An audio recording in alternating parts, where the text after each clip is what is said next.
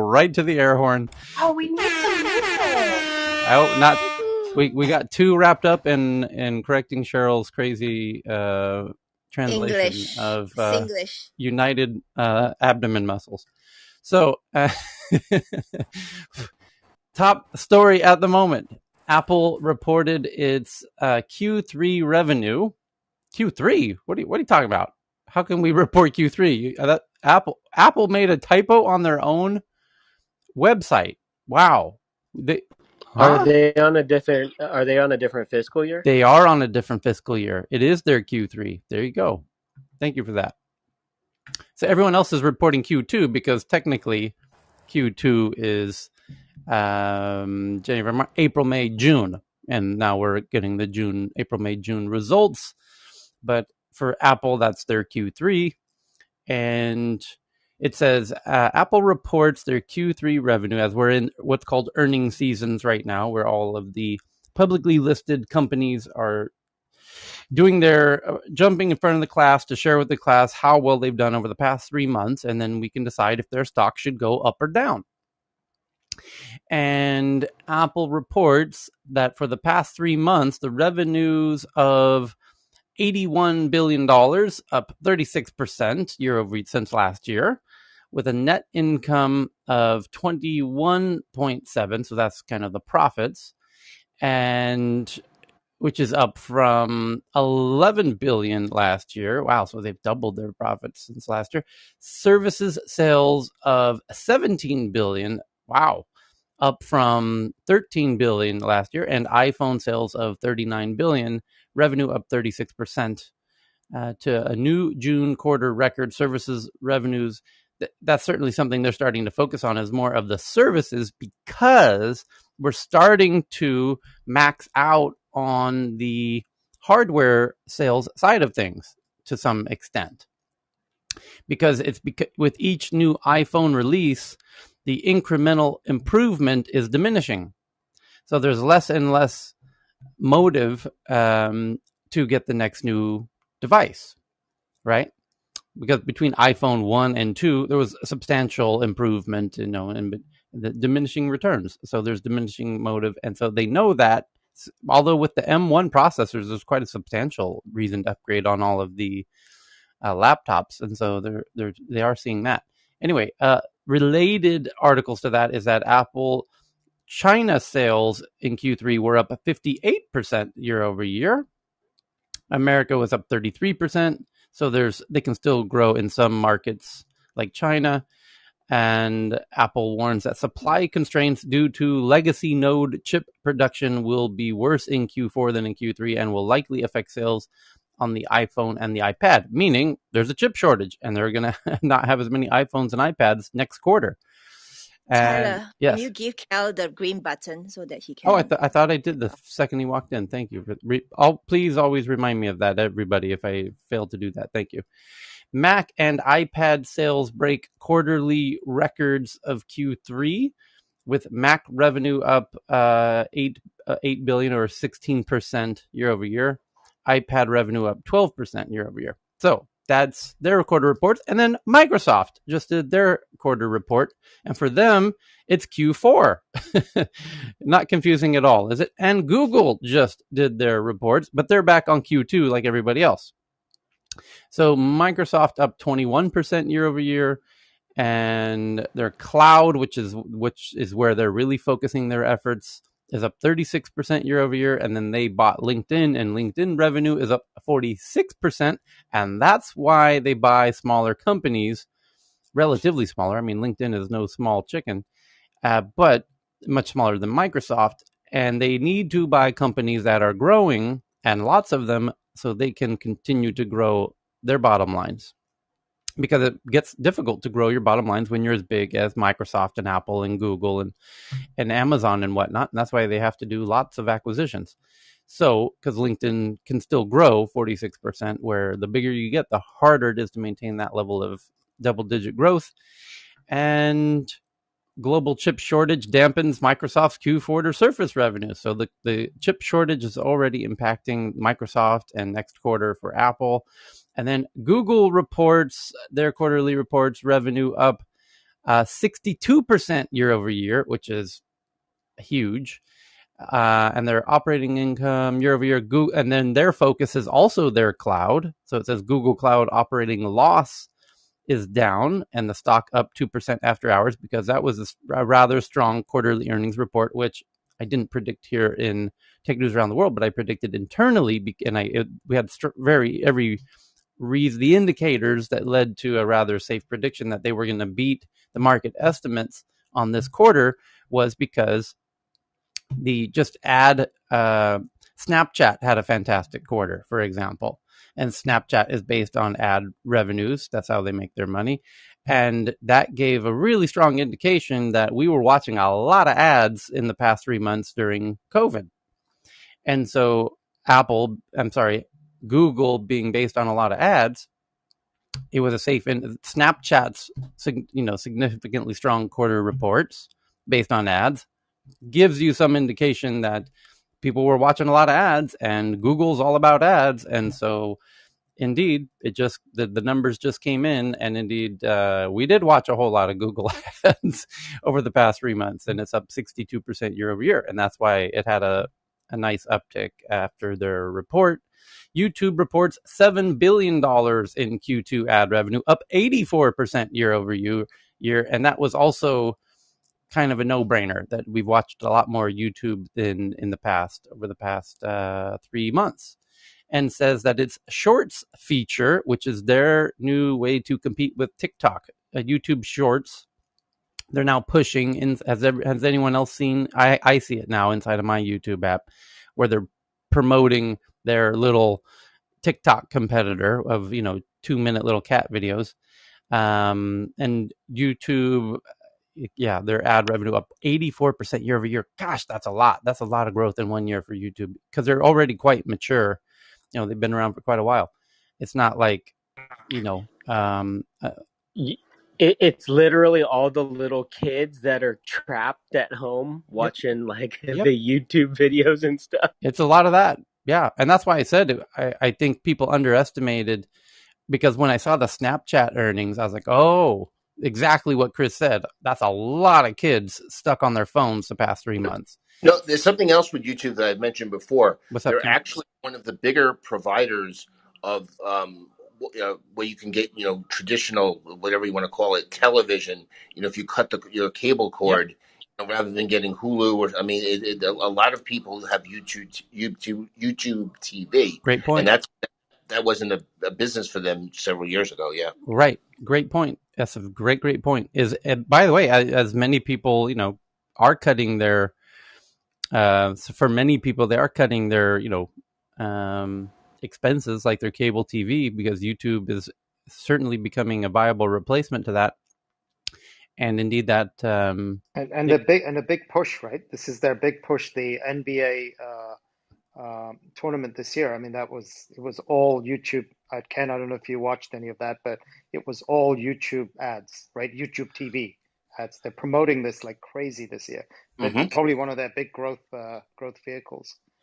Yeah. Well, it says on the YouTube Shorts, they're trying to do all three simultaneously. But the YouTube Shorts, which is their version of TikTok, has now 15 billion global daily views, up from half of that in March. So they've doubled in the past 3 or 4 months the amount, which is because they're pushing it right in the front page of the app. When you load, if you use the native YouTube app, or if you go into YouTube, they're trying to push people into the little short content, because they're in a battle for your eyeballs with TikTok and with TV.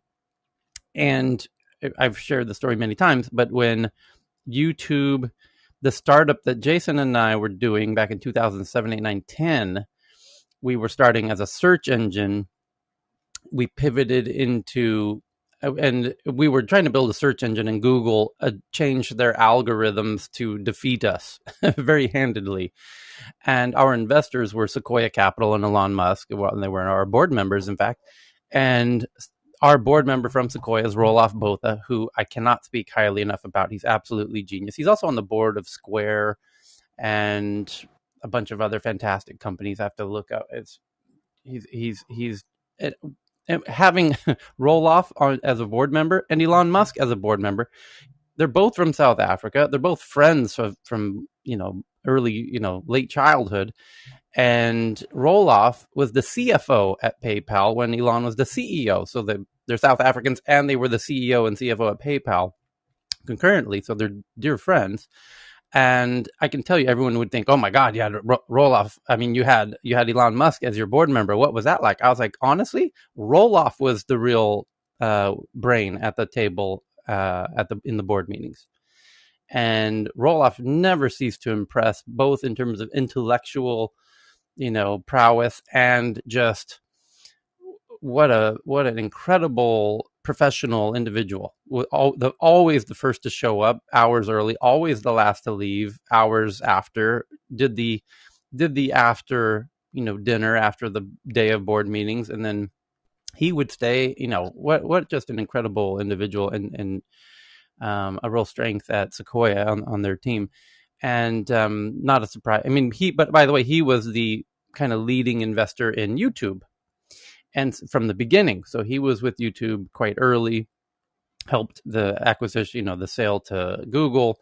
And because of, sharing that common board member with YouTube, when we were needing to pivot the company, because Google effectively beat us in our race to be a search engine, in part due to Roloff's, implications, we went into video production very strongly, and in a you would call it a content mill.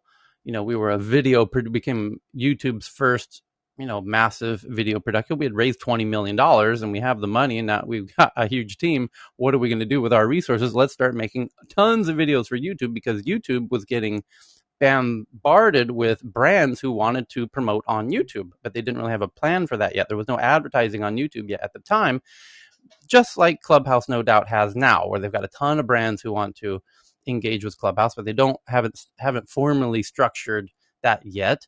And so, we said, we're going to make tons of content for you, just like we could, a company who raised $20 million could make tons of content for Clubhouse as well, and make, 500 new clubs and 500 and more importantly, YouTube was telling us what kind of content to make, because they knew the brands, they were getting hit by particular brands that wanted particular content to advertise with.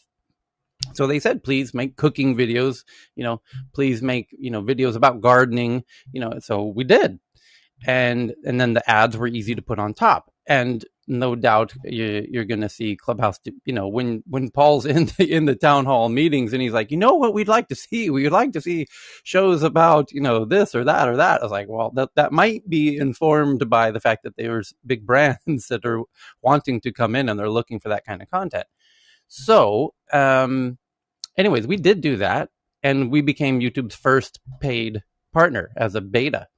And in fact, I ran that part of the company. So, we started out with me on a guitar doing Radiohead videos just as a little test, and, testing the switches and the panel and the back end about monetization and everything. And so, in fact, my personal YouTube account was the first YouTube paid creator. And it was a lot of fun doing that with YouTube. And yeah, it was fantastic. And it's been fantastic to watch it grow. But I say all this because in those meetings, they revealed to us in 2009 or 8 even, 8, that, we are, us as YouTube today, but what we really want to do is compete with television. And they said that is just like I just said it to you right now, is, hey, listen, we're no longer interested. We beat all of our competitors in the little, web video space of Dailymotion and Flip TV and Rever and the other platforms that existed.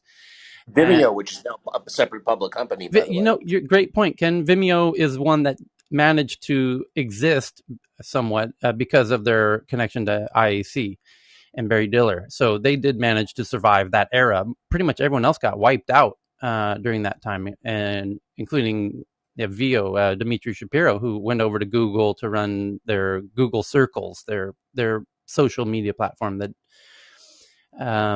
didn't manage to sustain itself. But anyway, so after they entrenched themselves as the dominant player in web video, they said, yeah, we want to take on TV. And they've had that vision ever since 2008, very concretely. And they needed longer form content, and they wanted us to produce longer form content, 30-minute content, hour-long content, and to compete with TV. So that's not a surprise. And they have eaten a lot of TV eyeballs. And that, you have to imagine, for a startup to say we want to compete with TV, that's like wildly ambitious, although they were part of Google at that time. So it wasn't that surprising that they were that ambitious. But now it's interesting to see, not only are they trying to get the long form content of not only TV, but movies, but now they're going into the super short form content, which kind of, I think, caught them a little by surprise, because they didn't really perceive Instagram or even Snapchat as much of a threat, but they do perceive TikTok as a threat. And they should, because TikTok is growing faster than they are and gaining market share in the time of your eyeballs. And this is the main point, which is you have only 24 hours a day, and you only have, 16 hours a day to consume content with those 2 eyeballs that you have. And so there is a race to get that 16 hours a day of your attention. And TikTok is getting some of those minutes per day, average viewer time, and how many minutes per day you're inside of YouTube. And it's not easy for you to be in YouTube and TikTok simultaneously. So that's why they are doing YouTube Shorts, because at the same time they're adding this YouTube Shorts, TikTok is adding longer videos. So they're clearly, and they're not the only ones. Instagram's going to longer videos. They're all going to longer videos. They're all going into live stream. That was a headline yesterday, was it not, Mahogany, where you shared an article that TikTok's going into live streaming? And Yes. Right. So we read that article yesterday, and that's been a prediction of mine for many months now, because they're all going to go into video, and very notably live streaming, because they're all about to, and they all are right now, showing screenshots that we saw yesterday from TikTok, where not only are they going into live streaming, but they're going into live streaming that the viewer can engage with the live streamer and message them, and more importantly, buy products that are in the videos in real time without leaving the platform. Because of that, my friends, is the mega golden goose cash cow that they've all been waiting for. And not just the platforms have been waiting for, but now this creator economy. When you hear Zuckerberg say, the CEO of Facebook, that Facebook's going to be a platform for millions of people to make a living, not thousands of people to make a little pocket change, but millions of people to make a living, it's because that is happening in Southeast Asia, as Lakeisha and I watch with great fascination every day. There are people making not only livings, but very lucrative livings doing live streaming e-commerce here in Southeast Asia. And it absolutely is a real job. And it's a very lucrative job for the people who do it very well. And it is thousands of people, and it eventually will be millions of people that do this. This will become the way that people sell stuff. It will replace your garage yard sale. It will replace, because the audience of your little, we do have yard sales in Tokyo in Yoyogi Park, actually, every weekend. And that's kind of cool, because you do get tens of thousands, hundreds of thousands of people walking past your little, 2-meter by 2-meter blanket in Yoyogi Park on the weekends. It's, as I fondly remember, and that's a fantastic alternative. But in the US, we have these things called yard sales, where people put all their junk in their front yard and people come by and buy that stuff. But it's so much more effective to do that online, especially when the items that you're selling in the live stream are now recognized by the camera's algorithms. The app says, oh, you're selling a blender, and we happen to know everybody who's been trying to buy a blender in the last 4 days in your neighborhood, right?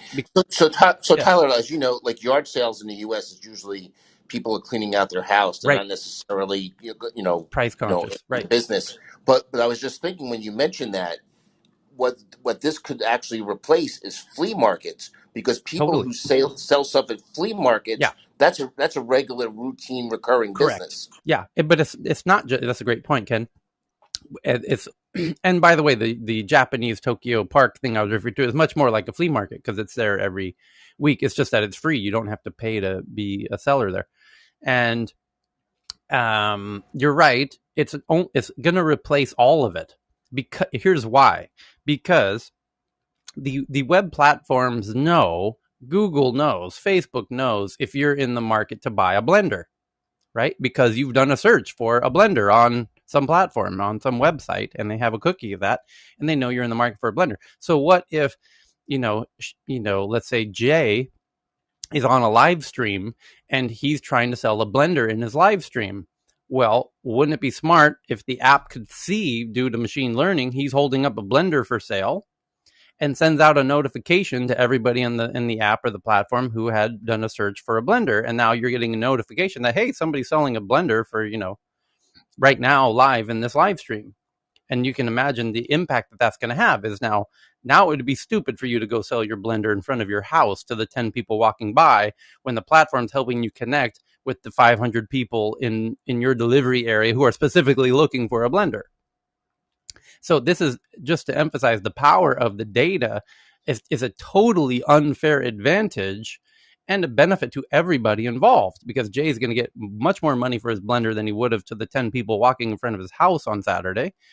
And the people who are looking for a blender now have an interesting, alternative to paying, Amazon for the blender or whoever, the full price of a new blender. And it's going to be wild. It's going to take over every due to the power of that live streaming of selling and the stuff that Lakeisha and I see on a day-to-day basis of people selling. They're selling everything. There's nothing you can imagine that people aren't selling through these live streams.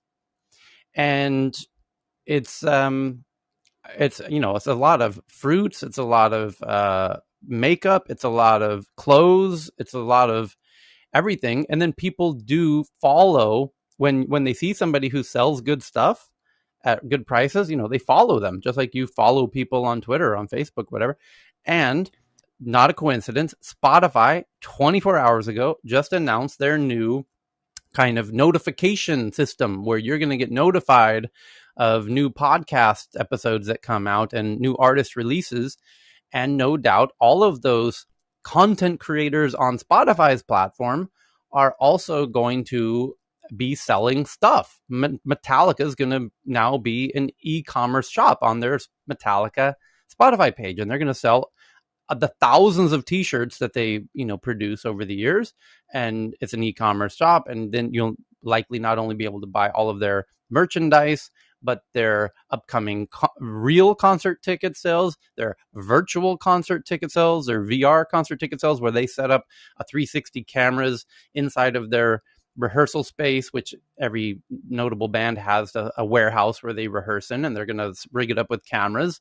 And then you could go into their rehearsal space every day if you want, because a lot of bands rehearse nearly every day when they're not on tour. So that could be a fantastic revenue opportunity for bands that they don't currently have, which is this to become e-commerceified. And we're seeing the headlines in the past 48 hours of Spotify's announcement, which is a partnership with Shopify, with TikTok's announcement yesterday that they're going into live stream with conversations with the buyers. And it's this whole thing, that we see here in another headline, Tyler, yesterday, just Yeah. supporting that. Your friend Sebastian from Klarna. Yes, Klarna adds to retail support services with another social commerce acquisition. Right. And it's APPRL, newest member. Which is a Swedish startup as well. Yeah. Apparel is called. Is it? Okay. Yeah. Can I tickle the brain on something about the social commerce that maybe we haven't talked as much about? Yeah. With what's going on in China with the crackdown on, like big time ed tech, do you think that tutoring over, social commerce is something that's going to happen? Yeah. Yeah, I think tutoring can be a lot done over like social audio, Tyler? like Clubhouse with a whiteboard. It could be yes, Tyler, that's really interesting you just said that, because all through the pandemic, when like all the yoga teachers and all the people that worked as a service, They went straight to think for VIP kids. They went straight to teach for VIP kids in China to teach English to Chinese children. Yep. And also much of the yoga teachers just went online, but they also started like doing whatever they could do. Teaching online, I think, is something that's been there as a blended learning component. But I think now this is just making the more hybrid blended learning version more adequate, like more formalized. Like before it used to be like, no, they need to come in the room, in the classroom, but now you could do it with a whiteboard and Zoom and Google Meets and Google Teach. So there's a lot of tools now. And being in the understanding instructional development, this is massive because then this allows people to work from anywhere, and also from a change management perspective for companies, same thing with trainers. I mean, I do VTLs for SAP for like about 7 years now. They've been doing VTLs for a long time, which is virtual led trainings, VLTs actually. Yeah. So Cal's right. And Cal, I had not seen the headline that Klarna had acquired Apparel, which is spelled APPRL, as you said. And Apparel has been kicking some butt. It's a very young startup in Stockholm. And, but, and their office is just down the street from Klarna, actually. But now Klarna is the second biggest fintech in the world. And they're approaching 40 billion valuation. Stripe is more like 100 billion valuation, but Klarna is really starting to ramp up. They've been doing acquisition. That's about their third one in the past 3 weeks. Yeah, you know what? I feel like they're just really listening to I know they're put in the bucket of just another finance company, and there's all the risks to do with that. I get that, right? Mm-hmm. Like Wonga, and got to be ethical, make sure you don't lend to people and get them into trouble. Mm-hmm. But they're a different company. I've started to like really create a thesis about it based on what you're saying, Tyler, is that they really are listening to their customer and working out the experience. So their customers are telling them, hey, listen, we want this social interactive commerce thing, right? Yeah. So they're building that capability and making that part of their customer experience. Yeah, I know Martin, the CEO of Apparel, is a sweet, sweet guy. He used to come to all my events, and in fact, we kind of collaborated briefly before he started Apparel. He was at a digital agency that I worked together with him on my events, and I couldn't be happier for him. So, congrats to Martin for selling to, and congrats to Klarna. Like they're certainly ramping up their toolkit of products and services to really seize this huge social commerce opportunity, which Apparel fits right into. And Can I on Chris's on tutors? I have to have a little bit of a so full disclosure. There's a company called Scoodle, Scoodle. If you look at the guy that invited me into Clubhouse, he's the founder, right? So and it's been in Biz Stone, a Twitter investor, a Twitter co-founder, founder, invested in it too. Yeah. So Biz Stone, we got him, the founder, connected to BizStone here in the Oxford incubator, and so I'm kind of invested in it a little bit. But Scoodle, now if you go to their website, you'll see that they're moving towards creating tutors as celebrities and content creators, right? So this is moving in that exact direction that Chris was just alluding to. I mean, it's and even by the way, Chris, 1 second, even faster because literally I'm listening to it here. I mean, I can't say this better. I talk to Ishmael. We talk about what we're learning here. And so he's moving, because this is a startup. They shape themselves, right? Based on what's going on. So yeah, you're dead right, Chris. My little 2-year-old boy, like one day we're pulling out of a car and I'm like, oh, hey, there's an excavator. And he looks at me, he's like, that's not an excavator, Dad. That's a backhoe, And I'm like, I'm like, how do you know that, right? And it's these videos on YouTube, Yeah, and the other point I wanted to pick up on, Tyler, you mentioned the Sequoia guy earlier. I just think Roelof, and yeah, and then Cal, you mentioned Klarna and or we're talking about Klarna and this other startup in Oxford. I think there's a theme running through it. Like it's the people that make the company, that make the DNA, that really kind of make the attractiveness for the investors and for the people buying into it. And I just want to quote this guy Roloff, right? He's got a really interesting background, I think, Tyler, in that he's studied actuarial science. Yeah. And here's a little quote. He says, "Accountants are trained to think 1 year in arrears. Actuaries are trained to think 25 years in the future." And for me, that just sums up these guys who are really thinking that far into the future, who then like plot a vision and then like grab everyone and take them with them. So Martin, I just noticed from Apparel follows me on Clubhouse, so I just back channeled him to see if he'll pop in the room and tell us about the acquisition. Anyway, Tyler, just quickly wanted to give a little bit perspective, if you have time for it. I've been doing live streaming for like almost 3-4 years now on the Facebook, and obviously when all these apps came out, like StreamYard, and it was Be Live before that, and similar thing what you do with the club deck, like actually, the streams going on different places. I used to do. Now, one thing I realized is over the time, like now all these big players are actually moving towards the social commerce, and we've been discussing this like in this room for a number of months now. There is this adjustment, this change management has to happen. So for instance, just to give you an idea, like in terms of the actual Facebook, now the Facebook Live actually goes to the actual fans and the followers. It doesn't broadcast to everybody and anybody. Not yet. So when you actually do that on a Facebook, similar thing, if you want to actually sell something, it's not catered for it. Whereas the YouTube has got this monetization model when, you go and then you have the actual adverts played into it. This is like broadcasted to pretty much everyone out there. So you see that, okay, this XYZ streams, or these are many people are live now. So whoever is on the YouTube actually gets there in their feed. Whereas the Facebook is sort of like more sort of, making money on you going there and then putting the advertisement out, which people see in their timeline. So I think there's going to be a major headache for all the platforms to sort of like do this change management, that how they transform that into something which is going to be catered for the social commerce. And it's not going to be easy for each platform. So it's going to be very different perspective for each one of them. So they all know what they need to do, though. And it's what I was describing is the real secret sauce is, of course, who should be seeing this live stream. It's the same issue that Clubhouse has, which is discovery, which is why, you hear the founder say every week in the town hall meeting, we're focused on discovery, because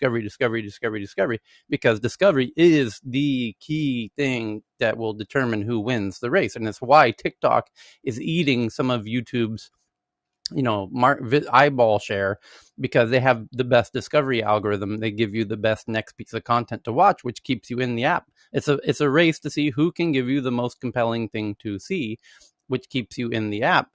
And, you have the audio equivalent of that battle going on now between Clubhouse and Spotify and, whoever else is in the podcasting space, whatever. It's a battle for your ear time. And whoever has the best recommendation of the next, it's a combination of, you have to have good content and the best recommendation. But if you have truly fantastic recommendation, the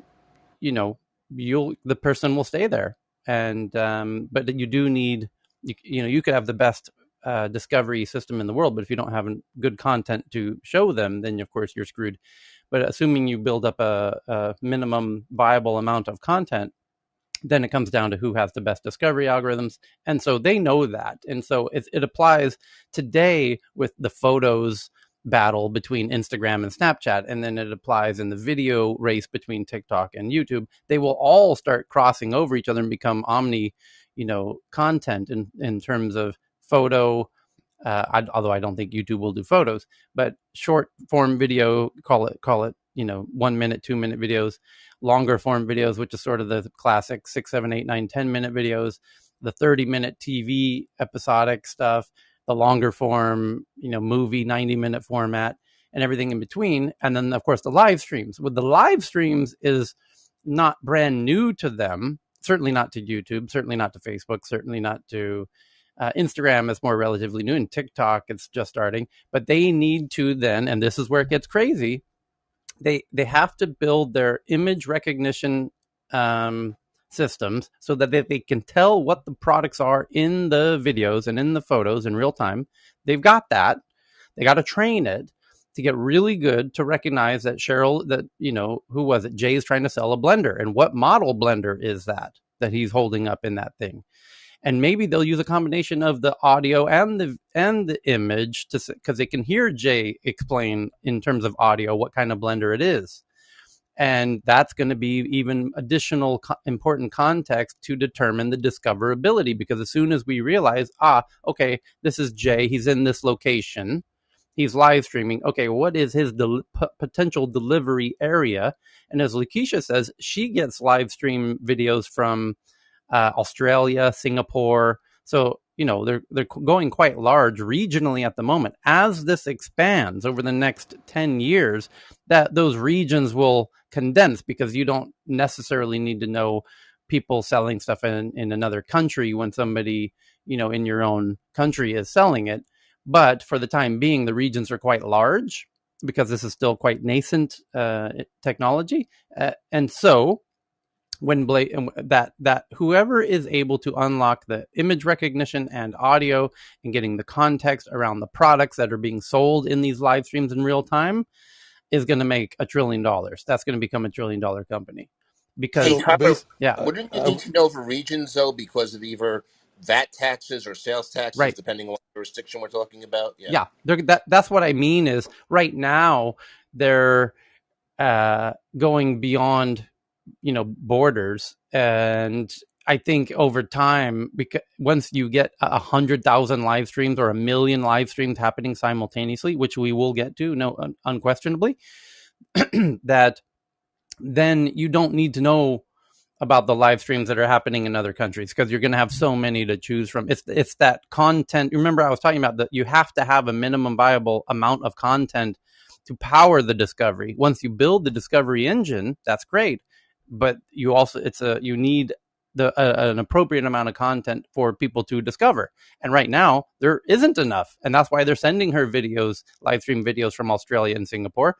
Over time, as the number of local, she's in Bangkok, as the number of Bangkok live streams, become 100,000, they won't really need to send her the videos from those areas, assuming that there are people closer to her that are selling the same relative stuff. So yeah, and So Tyler, do you Tyler- think that's why? Do you think that's why the Spotify? You remember we had the whole rumble of like early May. Everyone, Green Room opened up. Spotify. We had like hours of discussion in this room, and then I'm reflecting on your 2 points, Tyler: discoverability versus content. Like, what's your hypothesis as to why there hasn't been like a big migration over to Spotify at this point? it's pure audio. There is, Spotify's kicking ass, but if they're a purely audio only platform for the time being. They did bring in Shiva from YouTube, who was like head of the product for YouTube for many years. And so what were they thinking there? And I knew Shiva from YouTube, and then when he came over to Stockholm, we became friends. And now he's running, guess what, head of commerce at Facebook. Oh boy, what do you think he's doing there? So, and I didn't know this, that he had moved over to Facebook, until Michelle on stage pings me in my DMs and says, hey, Mark Zuckerberg's going to do a live audio room in 30 minutes talking about the future of social commerce.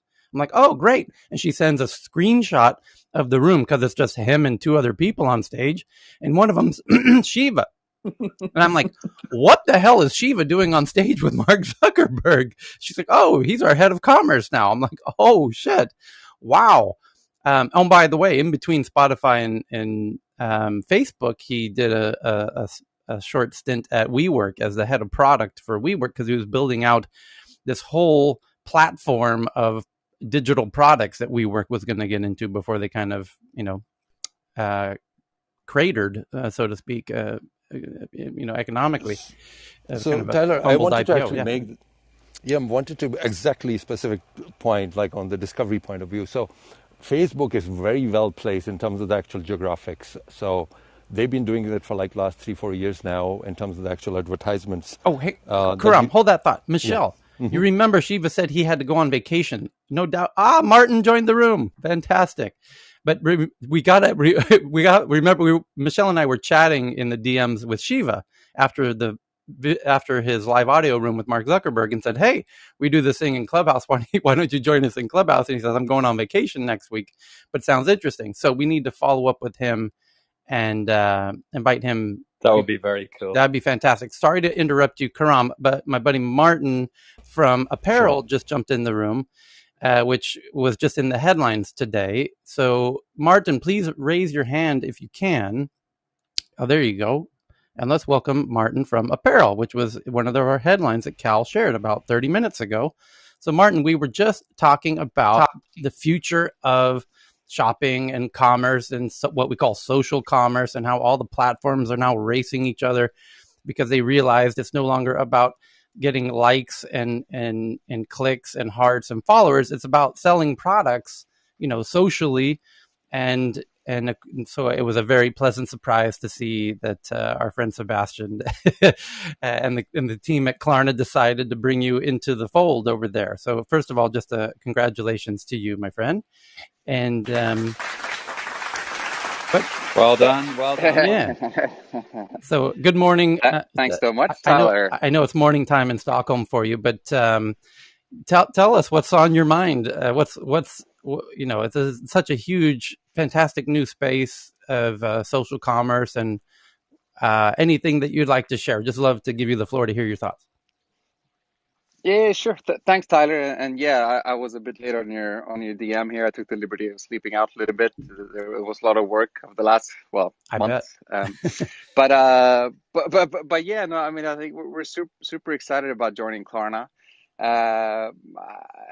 When it comes to social commerce, I mean, as you know, the social giants are going to commerce, and Klarna is obviously coming from the other way. They're going from commerce to social, right? Exactly. Well said. So it's it's the same, I think, market of the analysis. Although I think Klarna has a super exciting position in the ecosystem, being a payment solution, a bank, which is perceived as the opposite of being a bank, and just making really bold bets within whatever you want to call it, social commerce, marketing, media, services. And I think overall their mission is basically to be the best possible growth partner to their clients. Mm-hmm. And they're thinking very big about that. And so for me personally and the team, I think, now we will just be able to, exponentially grow out our product and offering to their 250,000 merchants, and just put so much more resources behind kind of our offering. So yeah, we're super excited.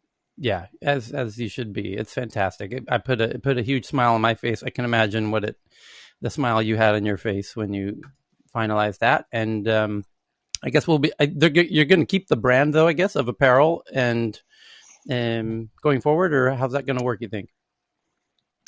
I don't think so, actually. I mean, okay. we for now it's Apparel. Uh-huh. But I would think will become part of just kind of Klarna growth services. The typical branding is not set, it's not decided. But it's gonna be something within Klarna. Is what in a way that speaks that it's more fundamental to. It's in a way that's perceived as a sort of compliment, because it means they're going to integrate it very deeply. Exactly, and there are very interesting things to kind of integrate it within Klarna, which I can't go into too much detail. But obviously, they have payments, for example, and there's a lot of other thoughts around the ecosystem. I think what's cool about Klarna is that they have, almost like a three-sided. We will enable us to get a three-sided marketplace, because you have the influencers, the creators on the one hand, you have the merchants, and then you also have the consumers. This is what we keep talking about in this room, and it's fantastic to hear you jump in cold right out of the ice bath and say and confirm precisely the same kind of perspective. And then you said something truly profound, which is the power of being a bank right now, because Klarna is doing something that traditional banks are just totally asleep about. And you're right; they're coming at it from the other end. The social, you said it perfectly. The social platforms are going to become e-commercified to some degree, and that involves finance. Certainly plays into that. And then so Square all is similar to Klarna in this regard, in that they are kind of they have their banking license now, and 24 hours after they got their banking license, they acquired Tidal, which is a content creator platform in the audio form. And then that begs the question, will Spotify need to e-commerceify and connect with a bank at some point? And, all of, because it's about creators and consumers. Spotify's got both of those. The part they're missing is the finance banking part. So we could see Spotify partnering with a bank, which, by the way, Klarna is a bank, and it gets very, very interesting to see how this landscape's going to evolve. Yeah.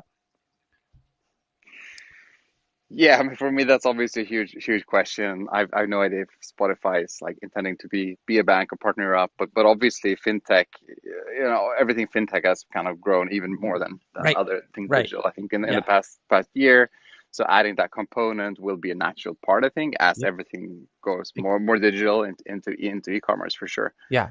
Yeah. And VR as well, because people think of VR as just, playing video games, but and AR, but the e-commerce potential in AR is just mind blowing as well. Especially, Yeah. walking around town with AR glasses and, being able to buy the shoes on somebody on the subway or something. Yeah, for sure. But I think what's interesting here, I Martin, mean, yeah, sure. no, go ahead. Sorry. No, just the final comment was that I think what's interesting is that, I mean, the social platforms, I mean, they have been trying to put buy buttons on their content for, I think, 10 years, Yeah. and it still it still hasn't happened. It's not something. I mean, every other year there's a big push towards commerce. I think now is the biggest push we've seen so far. But in a way, it's amazing that no one really succeeded, from Pinterest, who is so like product and shopping focused, to Yep. Facebook, to Instagram and YouTube. Like it's not a thing yet. Yeah. So let's see if it's a thing. Yeah, we're just seeing the headlines in the past week or two where like Shopify and Pinterest just and they're partnering up, and a lot of it's Shopify. I feel like Shopify is in a really good position and partnering with these social media platforms to e-commerceify themselves. But it to me, we were just before you came in here, we were talking about how it's about recognizing the products inside of the content, whether it be a photo or a video or a live stream, and then getting that to the right people at the right time. So, for example, if somebody next to you on stage, and let me refresh the page so I can see who you're sitting next to at the moment.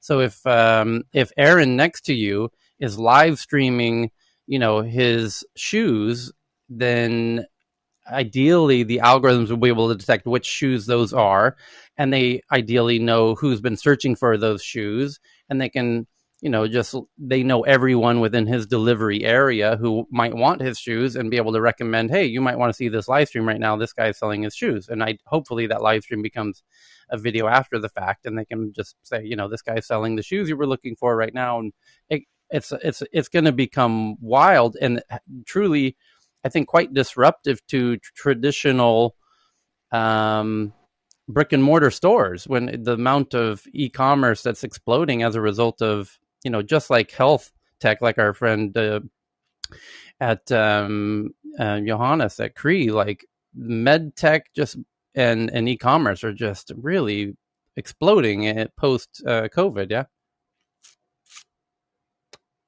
So anyway, may I ask one? But I don't know if Cal was to go before. Yeah.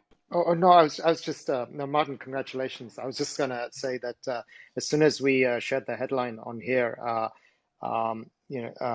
Tyler was just I could almost see the smile on his face, and he said some, and yeah, Yes. I could sense it, right? And Yeah. also his compliments about you as a person. So congratulations, my friend. I mean, it's just a quick thing. I imagine, right? Thanks so much. No, you're welcome. huge respect. I mean, seriously. But I imagine as a building these kind of tools in this kind of context of the world where the content creation and the tools around social shopping are off a lot of value to the big platforms. I imagine you were in demand, right? So on that also congratulations, and I think picking one of the platforms that was interested in you. But I imagine that your tools were also valuable to lots of other platforms, right? Yeah, I think Klarna had a head start because they're down the street from each other, Yeah, exactly. Yeah. Yeah, exactly. They are. We were starting more commercial collaboration, and then we got to know each other even better.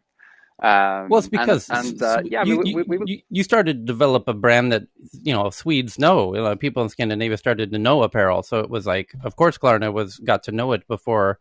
yeah, And if had they kept going, no doubt, you'd start to see other American players, step in and realize, But I think to Martin's point, Klarna is, because the team there is so clever. Sebastian's, clever as as hell, that they are, as Martin said, they're coming at it from the other end. They're actually kind of a fintech that's recognized the opportunity and coming from the opposite direction. He said it perfectly. It's all about, can you get the combination of the finance piece? It's a kind of a little jigsaw puzzle, and he said it. It's the consumers, the sellers, and the commerce. And how do you put those pieces together? And Klarna just happens to be a finance piece that's going after the consumer piece and the e-commerce piece, the selling piece, the sellers and whatnot, and the influencers, as Martin said. The influencers are this creator economy, are really part of the driving factor. And by the way, the social platforms are competing for the influencers now because they realize this is going to be a wild bonanza of a race, because whoever's got all of the, we even see campaigns like YouTube had some millions of dollars set aside for creators, and TikTok now has a new fund for BIPOC creators. It's going to be a battle for who's going to get the creators to sell on their platform. So sorry I interrupted you, Martin. no, I'm not sure you did, but I think, yeah, I mean, exactly, it's back to content is still king, I guess, and it will continue to be. I don't think there was I was on the way to say something specifically. Okay. I'm gonna jump Okay. back Do it. soon here, guys. Yeah, but, do it. Thanks so much for pinging me, Tyler, and happy Yeah. to speak more. And Yeah. happy to be here. Thanks, man. Nice. Enjoy the summer. Hopefully see you in the fall. Thanks. You too. All right. Cheers. Yes. All right. Take care. All right, bye. All right. Bye. Tyler, the quick point I was going to make about Martin's business is, I think one of his key differentiators is this whole area of MORI, marketing return on investment, and the point that Cal makes on tools, right? Because if you look at the feature set, it's like as an influencer, you can see all your numbers, your clicks, all of that kind of dashboard piece. So I just find that like quite a cool part of the product. And I think, to the point of the integration deep inside Klarna, I would imagine that they're going to make that fire on all cylinders to your original thesis of the cookies, the buys, the AI, using the data. So no, that was cool. You got him in, man. Well done. Well, we got to get Shiva in, who's running commerce for Facebook, and give us a little winky. He's got to be careful about what he says, but I think Tyler, it's top of the hour, and just to take the thing here, listen, if anybody wants to understand the value of this room, that was it, right? That was an illustration of it, right? So, and you never know how it works. That's the beauty of it. This isn't a LinkedIn webinar where you invite people and they turn up and everyone and they may not turn up and they're all stayed. The power of this is the networks that people open up, and also the trust at which that people have with their relationships. And and you get the person with the headline. I mean, just getting onto the stage, and I can only see that getting smarter, more credible, better and better as everyone on this stage starts inviting their friends. Because what happens in these kind of things is everyone's got a network. Mahogany knows somebody that's going to be relevant to a news headline tomorrow, right? Or the day after. But what happens is, if it's a credible stage and we're all respectful to each other, like we have been, people invite their friends on, right? And Tyler you take a lot of trust with us, which, and we give back to you, and this stage gives back to you, because you invite some of your best connections and friends onto this stage to catalyze that movement, and you just did that, and I think it's really, I just want to, join this club, like join the green button up there. This is Well, how you get more of this. yeah, I like the politics room for that reason, because Justin invites people who aren't necessarily in the headlines but are relevant, important, people at that, in from Washington D.C. We can certainly do the same in tech, and I mean, just look at the events I've done over the past decade of the speakers that I've had. It's, I've had pretty much everybody.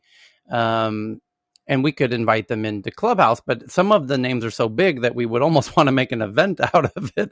Like, I could invite Sebastian in right now, but it would be better, that we plan that, 4 days in advance and kind of promote it, or, yeah. But yeah, you're right. But the point of the headlines, you're exactly right, where ultimately the room will get to a size and the audience will get to a size where we eventually all know somebody who's related to the headlines, and we can ping them in. And by the way, the fact that Clubhouse is now just open publicly, where you don't have to worry about the whole invite system, for me is huge, because it removes the friction that existed, because previously we had to go through this whole invite hurdle, or flaming hoop, which has now been gone. So it makes it much easier to ping folks, and ideally, as more people download and get on the app, it just removes a lot of friction to be able to ping them in. So into these rooms, because we have 10 headlines each day, we could start, now that the friction's removed, start taking an hour before the program and pinging the people, the companies, and saying, Yeah, hey, and managing the expectations of, very busy individuals, right, that, hey, this is the format. They're normally used to like being invited to conferences and things, right? And so they kind of say, oh, am I going to be on a big conference? I've had a couple of people say that to me. Oh, like, is it going to be big? Do I have to prepare? And you have to kind of manage them and say, look, just this is going to be a quick format. You're going to find it very interesting, and once they come once, they'll come other times. But I guarantee that the beauty of this stage, all the people on this stage, just look what they do and where they are. Their networks, they will know somebody yeah. one But even the relationship audience, away, that's the right? beauty of the Yeah, audience. yeah, Yeah. and the And audience, yeah, of then, course, yeah, by the and way, the because audience, yeah. Faraz and I are chatting with the CEO of Pegasus, because that's a big headline in the news. We have a call with him. I think it's later today, just to kind of put him at ease that we're actually going to give him a fair shake, of a room to conversate in, because he doesn't want to be attacked. And honestly, I don't want to attack him. I honestly want to hear his perspective. Honestly, I'm going to be, because in tech, I've been in the game long enough where all of my friends, when I read headlines about friends of mine who are in the news, and when I know what happened intimately, and every few months there's a tech headline where I happen to know what really happened more than the journalist does, because I know the people involved. And in the vast majority of cases, there's key information that's withheld, or even misinformation that's just bad takes from because the journalist just doesn't know. And it's not that the journalist is a bad person, they just don't have the time to properly investigate and meet all of the players and really digest the whole reality of what was happening. And it's an unfortunate, but that's journalism. They only have an hour to write a story. They got to do 8 stories a day. And but now we can get the actual people that are in the news. We did this recently with somebody. Oh, Tommy Palm from Resolution Games. It was the headline 2 weeks ago that Facebook was testing ads inside of VR. That was the headline. And then it said in the headline, it's being done by a game company called Resolution Games. I was like, oh, that's a friend of mine, Tommy, who's used to be at King, who makes Candy Crush. And Tommy was one of the co-creators of Candy Crush, which is from Stockholm, by the way. And I said, oh, that's Tommy. So he's the CEO of Resolution Games. He's not only a friend, his ex-wife is my co-host in my events. So, and he's spoken at my events, many times over the years. So let's ping him in. And when I pinged him, he says, I can't comment. I was like, wow, what's going on? And then the next day there was a new headline. This is 2 weeks ago. You guys remember this? Where it then says, Facebook not going to do ads in after all. And I was like, what? What's going on? Now I really got to ping Tommy and find out what's going on. And he said, yeah, now I can come in. And he did. And he jumped in the room as the CEO and said, here's what really happened. We decided, yeah, we're going to test this thing with Facebook to be the first ad ever in the history of VR. And there was so much blowback, negative blowback from gamers and the VR community and Oculus users before they even saw it or knew what was really coming. And that we just decided, okay, well, the market has spoken. We're just going to kind of backtrack a little bit and reconfigure, go to plan B, back to the drawing board, and do it in a more subtle way, in a different title, in the future. And I wanted to say something at that event, but I was on my best behavior, and that's hard because I have a trouble butting in, and I apologize. But I was gonna say, like, for me, when I was a kid and I finally saw like a real logo in a video game, man, was I sold. Like, wow, they're trying to recreate the actual experience for me. So if I saw an in-game ad in a game that was relevant to what you would experience in real life, um, at least my generation would have been all about it. But this generation, and I'm not picking on them, it's so principled that they kind of like rob themselves of a real world experience by like getting so firm about that. And I didn't want to mention any of that during that and derail the conversation. So on this point, Chris, I'm with you, because if ads come into VR, not in every case, people always worry when you're in an ecosystem without ads. Blogs used to not have ads. And then my buddy Jason, who brought me into Clubhouse, who's been my partner for, since 2007, was the first person to put an ad on a blog. And it was a Volvo skyscraper ad on Autoblog, because he owned Autoblog and Engadget, and started this first blog ad network that he sold to AOL.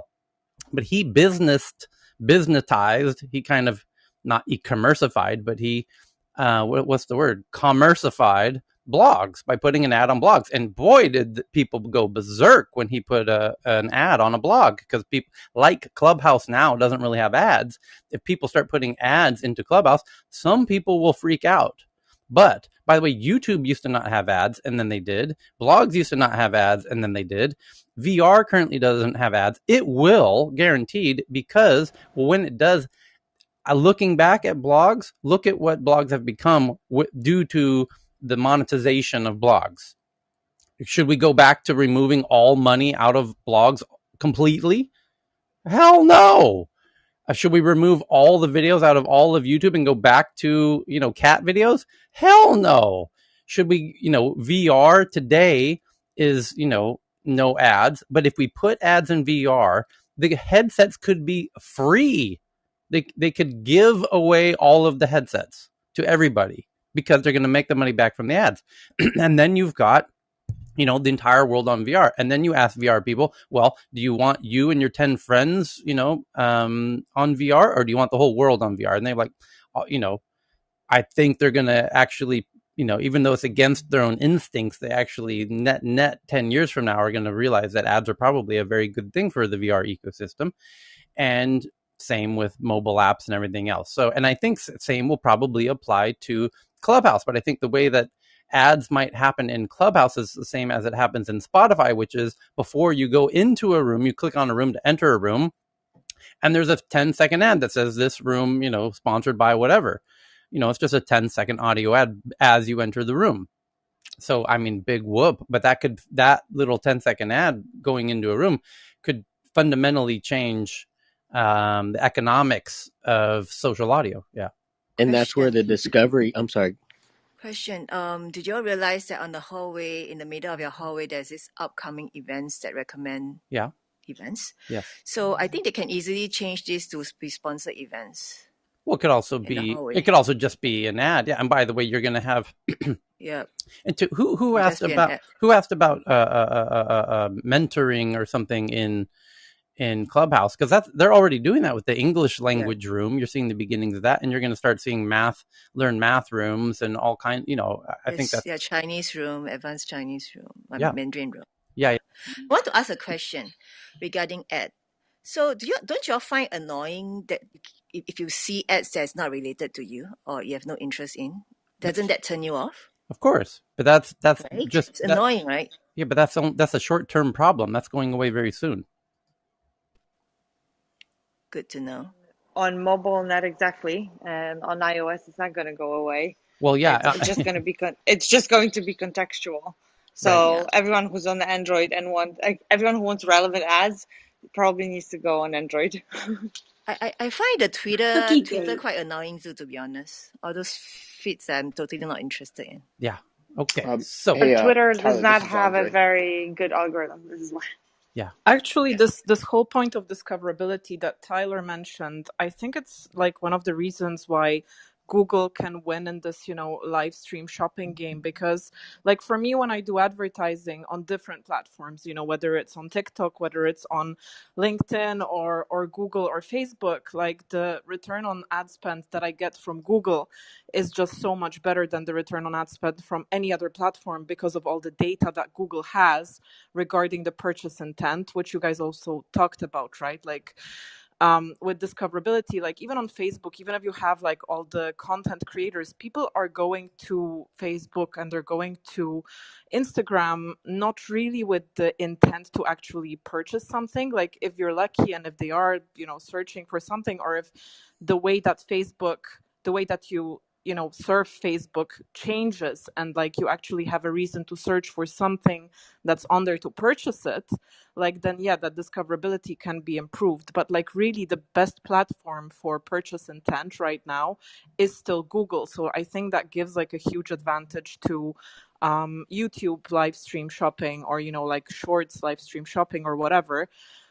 Because like the thing that you have, in China is that the apps are completely different, and the way that people search there and the way that the algorithms work there is different than the way that people in the West are used to consuming social media. So that's just also something that was on my mind regarding to what you were talking about. That's such an I'm interesting just going to point add My God. something. because when I shop using social commerce on Facebook, I'm more of a passive consumer.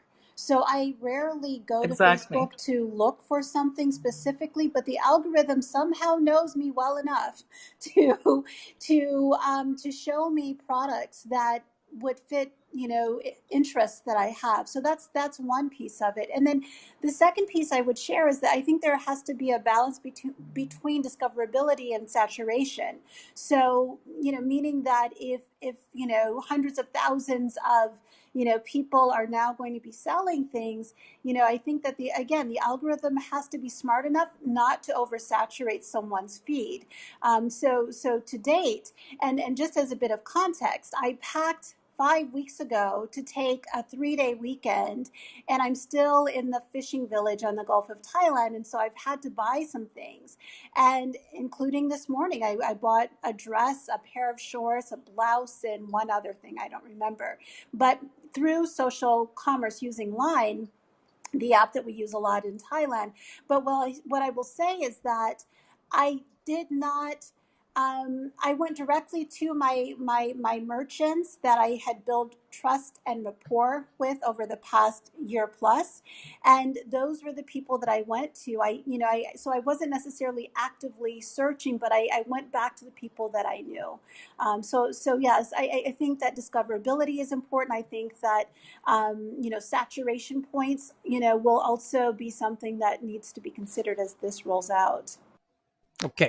This is Michelle speaking, Tyler. Yes. Just quickly before you move to the next Okay. headline, because I Yeah. can tell that's what you want to do. I just want to add something to Charlotte's point. So the personalized experience comes with actually sharing data. That's the other kind of trade-off. But to make that point, and I can speak to this because these are actually the product I'm looking after at Facebook. Everything that signal and the whole ads algorithm. So the saying that, well, the reality is that we know intent, so we know when someone is likely to buy something, whether it's in the next day or 3 weeks later. So I also think we need to differentiate the when if you're searching for Zalando shoes, intent is high, but should Zalando buy their own brand when someone is already looking for them? So I think we just kind of need to highlight the nuances. And to Lakeisha's point, we're also looking into what we call fatigue. So technically, the algorithm should stop showing you something if you've seen it more than a certain amount of time. So I just kind of wanted to add this to point before we move to the next headline. Okay, and then Andre wanted to jump in. Yeah, I mean, if we can move to the next headline if you need to, Tyler. Okay, thanks for that. And then because we got into that real a real rabbit hole there with Cal's headline about apparel and Klarna and social commerce and everything. But I just wanted to point out that Chris had a very important point. what's that? If anyone's that basically in third grade, we were shown videos that basically described to us how advertising. They would show you how they would set up scenes and add audio and all these things. And so, growing up, new avoid anything kind of shoved in front of your face. However, my favorite video games was like you played as like a soldier, and the way they cleverly did advertising in that sense is they had certain brands that had a use case in the game. So I avoided all advertising growing up, yet myself and my the ones on eBay looking for calorie mates out of Japan. Okay, so the next big headline is from The Guardian. It's about Facebook, and lucky that we have Michelle from Facebook here to help us with this one. It says Facebook will restrict how advertisers can target users under 18 years of age across Facebook, Instagram, and Messenger, which are their three big apps. Only allowing age, gender, and location targeting, but not the thousands of other ways that people are normally targeted. Anyone who's ever run a Facebook ad knows you can target based on their interests of all different kinds and their backgrounds and their education. And there's a million things you can target people on. And so, again, the headline saying that Facebook's for minors under 18 on all three apps, you can only target by age, gender, and location. And the location makes sense because you only want to sell to people in your delivery area. That makes sense. I can understand the gender. I can understand the age, but that's it. You don't get anything else. And that's quite an interesting point. Kara Swisher on, their protocol has a related headline that says, the chief technologist of the U.S. Federal Trade Commission, the FTC, who is the police of anything to do with sales of anything in America, especially on the internet. And so the chief technologist of the FTC told a conference yesterday, on Tuesday, that the agency envisions forcing companies to engage in illegal data uses to not just disgorge data and money, but also algorithms that were juiced by ill-gotten data. And yes, they used the word juicing data, believe it or not. Juicy. They implying that the data is juicy because they're saying algorithms that were juiced by ill-gotten data. There we go. Evidence of listening to tech news. Yes, they're on to us. They understand that this data is indeed sweet and juicy, and that algorithms do get juiced by data. But the point they're saying is they envision forcing companies that engage in illegal data uses to not disgorge data and money, but also algorithms that were juiced by ill-gotten data. The chief technologist, Ari Mayer, also floated the possibility of corporate restructuring and stronger enforcement against companies that sacrifice security in service of speed, making them subject to bans just like abusive debt collectors. We're going to make sure that data abusers face consequences for their wrongdoings. She said she slammed fixes that make a disclosure longer or a one-time fine bigger, and suggests the FTC need to take on entire business models. Mayor's comments came as the commission's new chair, Lena Khan, has already begun to clear the way for a commission to make more aggressive enforcement actions on tech companies. And I think they're trying to crack down on the usage of all this sweet, juicy data to make trillions of dollars. Is what it sounds like. My question, Tyler, would be of the data. Let's say that my daughter served up 46 data items previously, search, blah blah blah. Now it's tied down to, I don't know, the handful that you said. the more interesting question for me is, of that like vault of data, what is going to be done with it, i.e. obfuscated, used to sell and anonymized data sets? Like that for me is the more interesting question, because they're going to make money out of it somehow. Yeah. Well, back to the Guardian article, which is the bigger headline that they're going to. I don't know that we need to read it. It's pretty obvious at face value what they want to do is they just want to make. And kudos, by the way, kind of preemptively self-preservation, because no doubt that will likely become a ruling in the not so distant future that, we're going to decide that people under 18 should not be targeted the same way that adults are. But Facebook is self-imposing this restriction now. To that, I say kudos, applause to Facebook on that point, because there's an incredible amount of money to be made by not doing this. Right? They are willingly cutting out, an incredible amount of money by not targeting ads towards kids' interests. So it says Facebook will impose more control on the types of ads that children are as young as 13 are exposed to on Instagram and other platforms, as new research finds all Australian alcohol companies are not restricting their social media content from reaching younger users. And Facebook announced on Wednesday that starting in a few weeks, Instagram will stop advertisers marketing to teens under 18 on their interests. Only age, gender, and location will be able to be used to target ads to them. A lobby group called Reset Australia recently reported being able to set up ads targeted at teens between 13 and 17 based on interest that had expressed, including smoking, extreme weight loss, and gambling. The changes will apply across Facebook, Instagram Messenger. In a blog post, Facebook said that everyone could opt out of targeted ads manually, and the company has decided to do it automatically for children. We've heard from youth advocates that young people may not be well equipped to make these decisions. We agree with them, which is why we're taking a more precautionary approach in how advertisers can reach young people with ads. Kudos. I applaud you, Facebook. Tyler, can Yeah. I say something? Yeah. In that whole article, and I've read a bit of it, because I saw it when it first came out, and it's come out I think a couple of days ago. It says no targeting of ads. Does it say anywhere that they're not going to be mining the data? Because regardless, they don't need to target the ads to them. For a while now, that it has been clear in their strategy that that's not what they're going to be doing to the miners anymore. I don't know if I can just quickly add answer to that. Please do.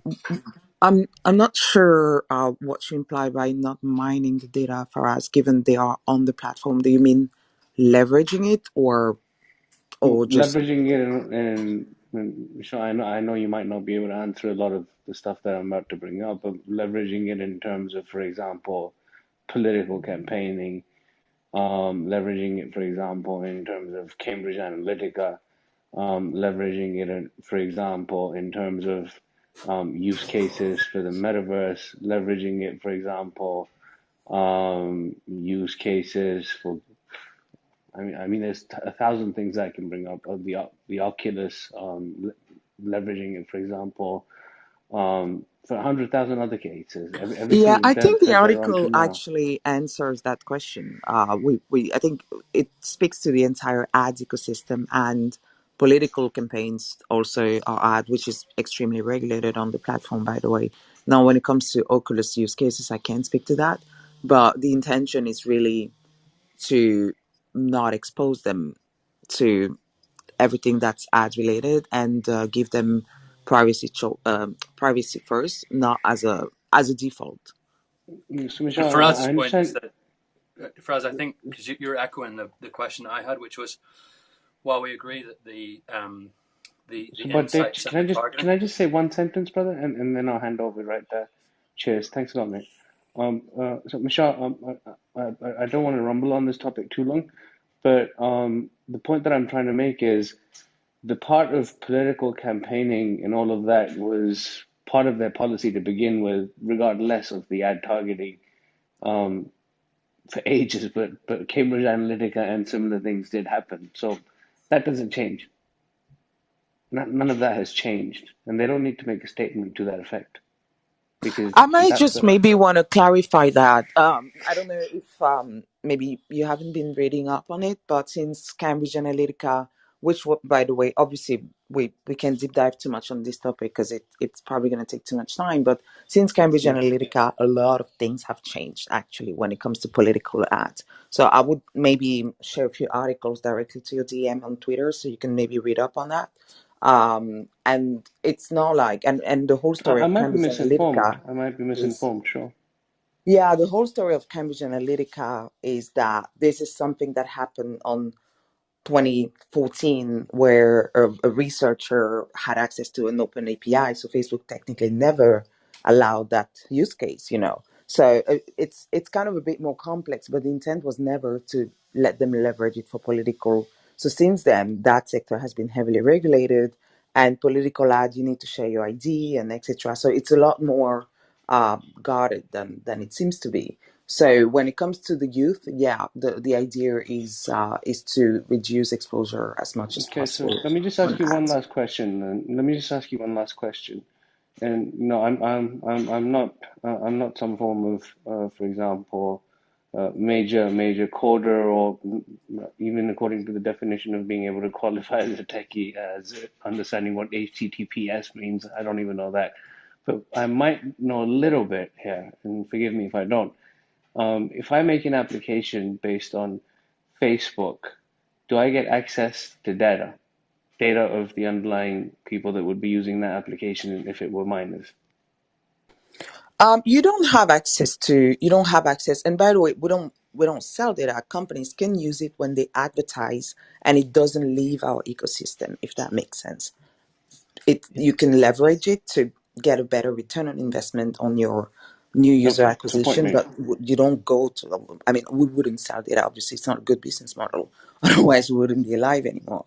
So that's a very big misunderstanding. Okay, that's Right. So, we're it's too deep sorry, out go ahead, away from Hannah. the headline. So getting back into it, there's a couple of related headlines before we get back into the others, which is CNN today is saying Facebook says it's moving forward with Instagram for kids despite the backlash. But now I think we understand why they announced kids won't be able to be targeted based on their interests.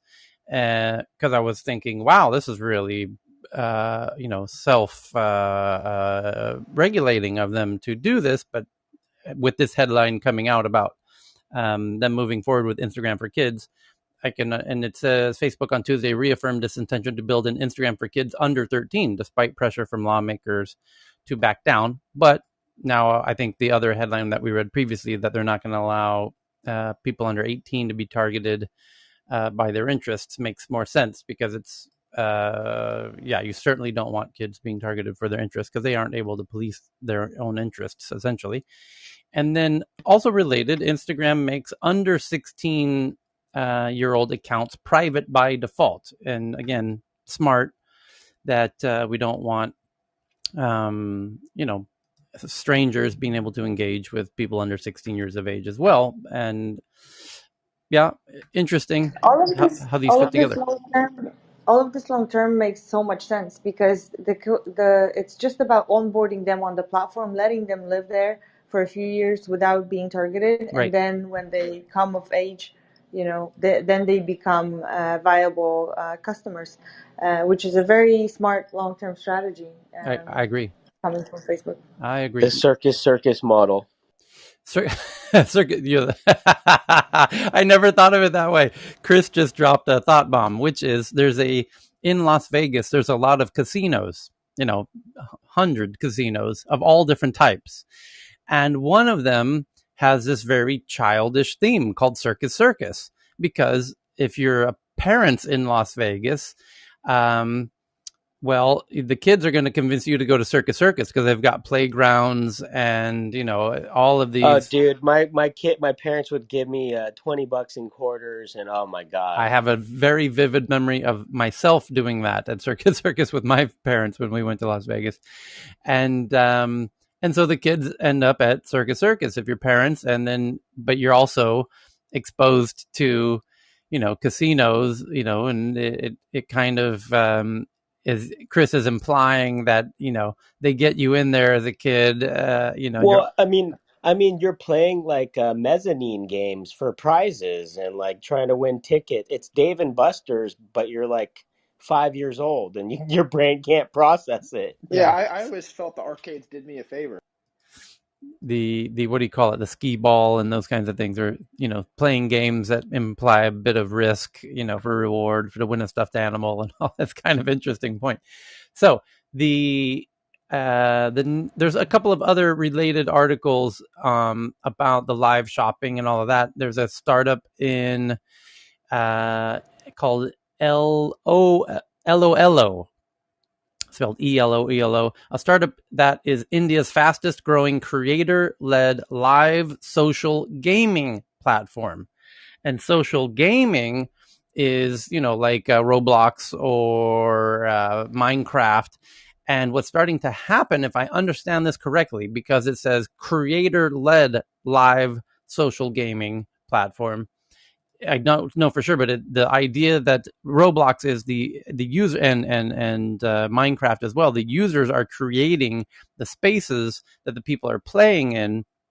And now the idea is that those creators are going to start monetizing, and they already are in the case of Roblox, their creations that people are playing in, and it's going to start to create environments where unprofessional people, anybody, even kids, are going to be able to create games that other players are going to be able to play in, and they're going to be able to monetize. And you might even see very young individuals adding content in game environments that they can monetize as a teen, 13, 14, 15, 16-year-old. It could replace the lemonade stand. You could make a virtual lemonade stand environment, although you don't even need to sell lemonade stands. Just the fact that people are playing in your environment, you could monetize that. And that's kind of a wild concept all in and of itself. And thank you to Wrench. Tyler, Yes. quickly on that one. Yeah. Can you imagine? The age of influencers is obviously going to rapidly decline. Just think about like Gucci in Roblox, and think about the influencers like just kind of promoting those things to be sold. Is fascinating. It's a great point, because kids, a lot of marketing and brands market to kids, and kids are shifting into digital very quickly. And so you're going to start to see all this marketing to kids is not a trivial thing. And Facebook deciding, you can't target based on interests is quite interesting. And it's a huge market segment. So anyway, another one interesting related article is a startup in Singapore called Mdata, M-D-A-D-A, Mdata Live Streaming Hub is set to be the largest fully equipped live streaming hub across Southeast Asia, capable of supporting over 10 simultaneous live streaming sessions supported by a fully functioning technology crew. And this is as I predicted this would come, where you're going to have live streaming selling of your stuff on Instagram and TikTok and Snapchat and Facebook and 5 other platforms, in the Pinterest and whatever, and YouTube. They're all going to allow you to live stream and sell your stuff. And I said, you're going to have a platform come that's going to allow you to live stream to all of them simultaneously. And now here it is. It's called Mdata Live Streaming Hub. And they live streamed to 10 simultaneous live streaming sessions supported by fully functioning technology crew. So I'm retweeting this right now, because Singapore and Southeast Asia is sort of the area of the world where this is happening most obviously at the moment. So it's not a surprise that this is coming out of Singapore first. So thank you for that one, Poppy. And then Mahogany just found a really interesting article from Wired, one of my favorite publications anywhere. But it says an artist has died, then thieves made NFT art out of the deceased artist's work, because NFTs are essentially unregulated. And in the case of a deceased artist, scammers have been quick to take advantage. And can they be stopped? Fantastic concept. What a brilliant dinner party conversation. Thank you for that, Mahogany. And what were some, let's get back into the top 10 headlines, because believe it or not, we only went through the top 5. We still have 5 of the big ones to get into. So Activision Blizzard, this ongoing drama we've been covering for the past week or so. It started off with a lawsuit was filed against Activision Blizzard, which is the makers of Call of Duty and World of Warcraft, two of the biggest video games in the history of video games. And now the company, is being in a suit where the plaintiffs are claiming sexual harassment and sexual discrimination, and that these are women, by the way. And the CEO said internally, that this is a distorted, kind of untrue kind of narrative. And then the company yesterday responded with a 1,600 signature collections of current and former employees saying, we don't like that you said internally that this isn't accurate. And now they are protesting, apparently. The headline from Bloomberg says, Activision Blizzard staff aim to walk out on Wednesday. That's today. Demanding fairer treatment for underrepresented staff and ending arbitration clauses in staff contracts. Bobby Kotick said in an all-staff email that the company's recent actions were tone deaf. So he's now walking back his comments that this is inaccurate. He's now saying we were tone deaf in our reaction to the lawsuit, and ostensibly to calm down the possibility of a walkout on Wednesday. And we will find out, because Wednesday morning is happening when we meet again in 7 hours here. So hopefully somebody on the ground, and we do have somebody on the ground there, and I believe somebody in my DMs who keeps me updated, Jeff, seems to maybe even have worked there. So where he says this is a very big deal for Bobby to apologize for anything. I guess it's uncharacteristic for Bobby to apologize for things, according to Jeff, who, based on the DMs he sends me, I get the sense that he knows. Oh, he says, I'm a former Activision employee. So yes, he would know kind of Bobby's mannerisms in this regard. So hopefully, Jeff, if you could, obviously you're listening in the audience, please keep us updated if the walkout does happen tomorrow, now that Bobby, the CEO, has softly apologized for his critical comments of the lawsuit. To be continued, as I said. And indeed, the lawsuit's still going to happen. And indeed, at that lawsuit, the plaintiffs are going to make their case about sexual discrimination and whatnot, which could, by the way, that had huge impacts on Uber. Uber faced a turning point where one of the team members claimed sexual discrimination, and that sort of led to a reshuffling of the chairs on the deck of the USS Uber, where they brought in a new CEO to get through to the IPO, where Dara came in to replace Travis. Somewhat, it just got a little too hot to handle, because the press are not shy about jumping onto any hints of tech companies where there happens to be sexual discrimination or any kind of discrimination happening. Tech journalists are not shy at all about jumping on those tech stories in a very big way, and that often can lead to reshuffling of senior team leaders. But once they're public, you even have public market reactions where it could cost, people could start selling the stock, and that you have real financial impact in these situations. So these companies need to be very. Tyler, who was that Apple guy who was only there for a few days and then had to go? Remember Yes, we covered that story? Antonio. That was an interesting example. And Antonio hosts rooms in Clubhouse here with Eric in the Big Ideas rooms, which are fantastic rooms. And he wrote a book 5 years ago called Jesus, I forget the name of the book, but it was a New York Times bestseller. And he said some rather unsavory things 5 years ago that some Chaos Monkeys. Chaos Monkeys, it was called. Yes.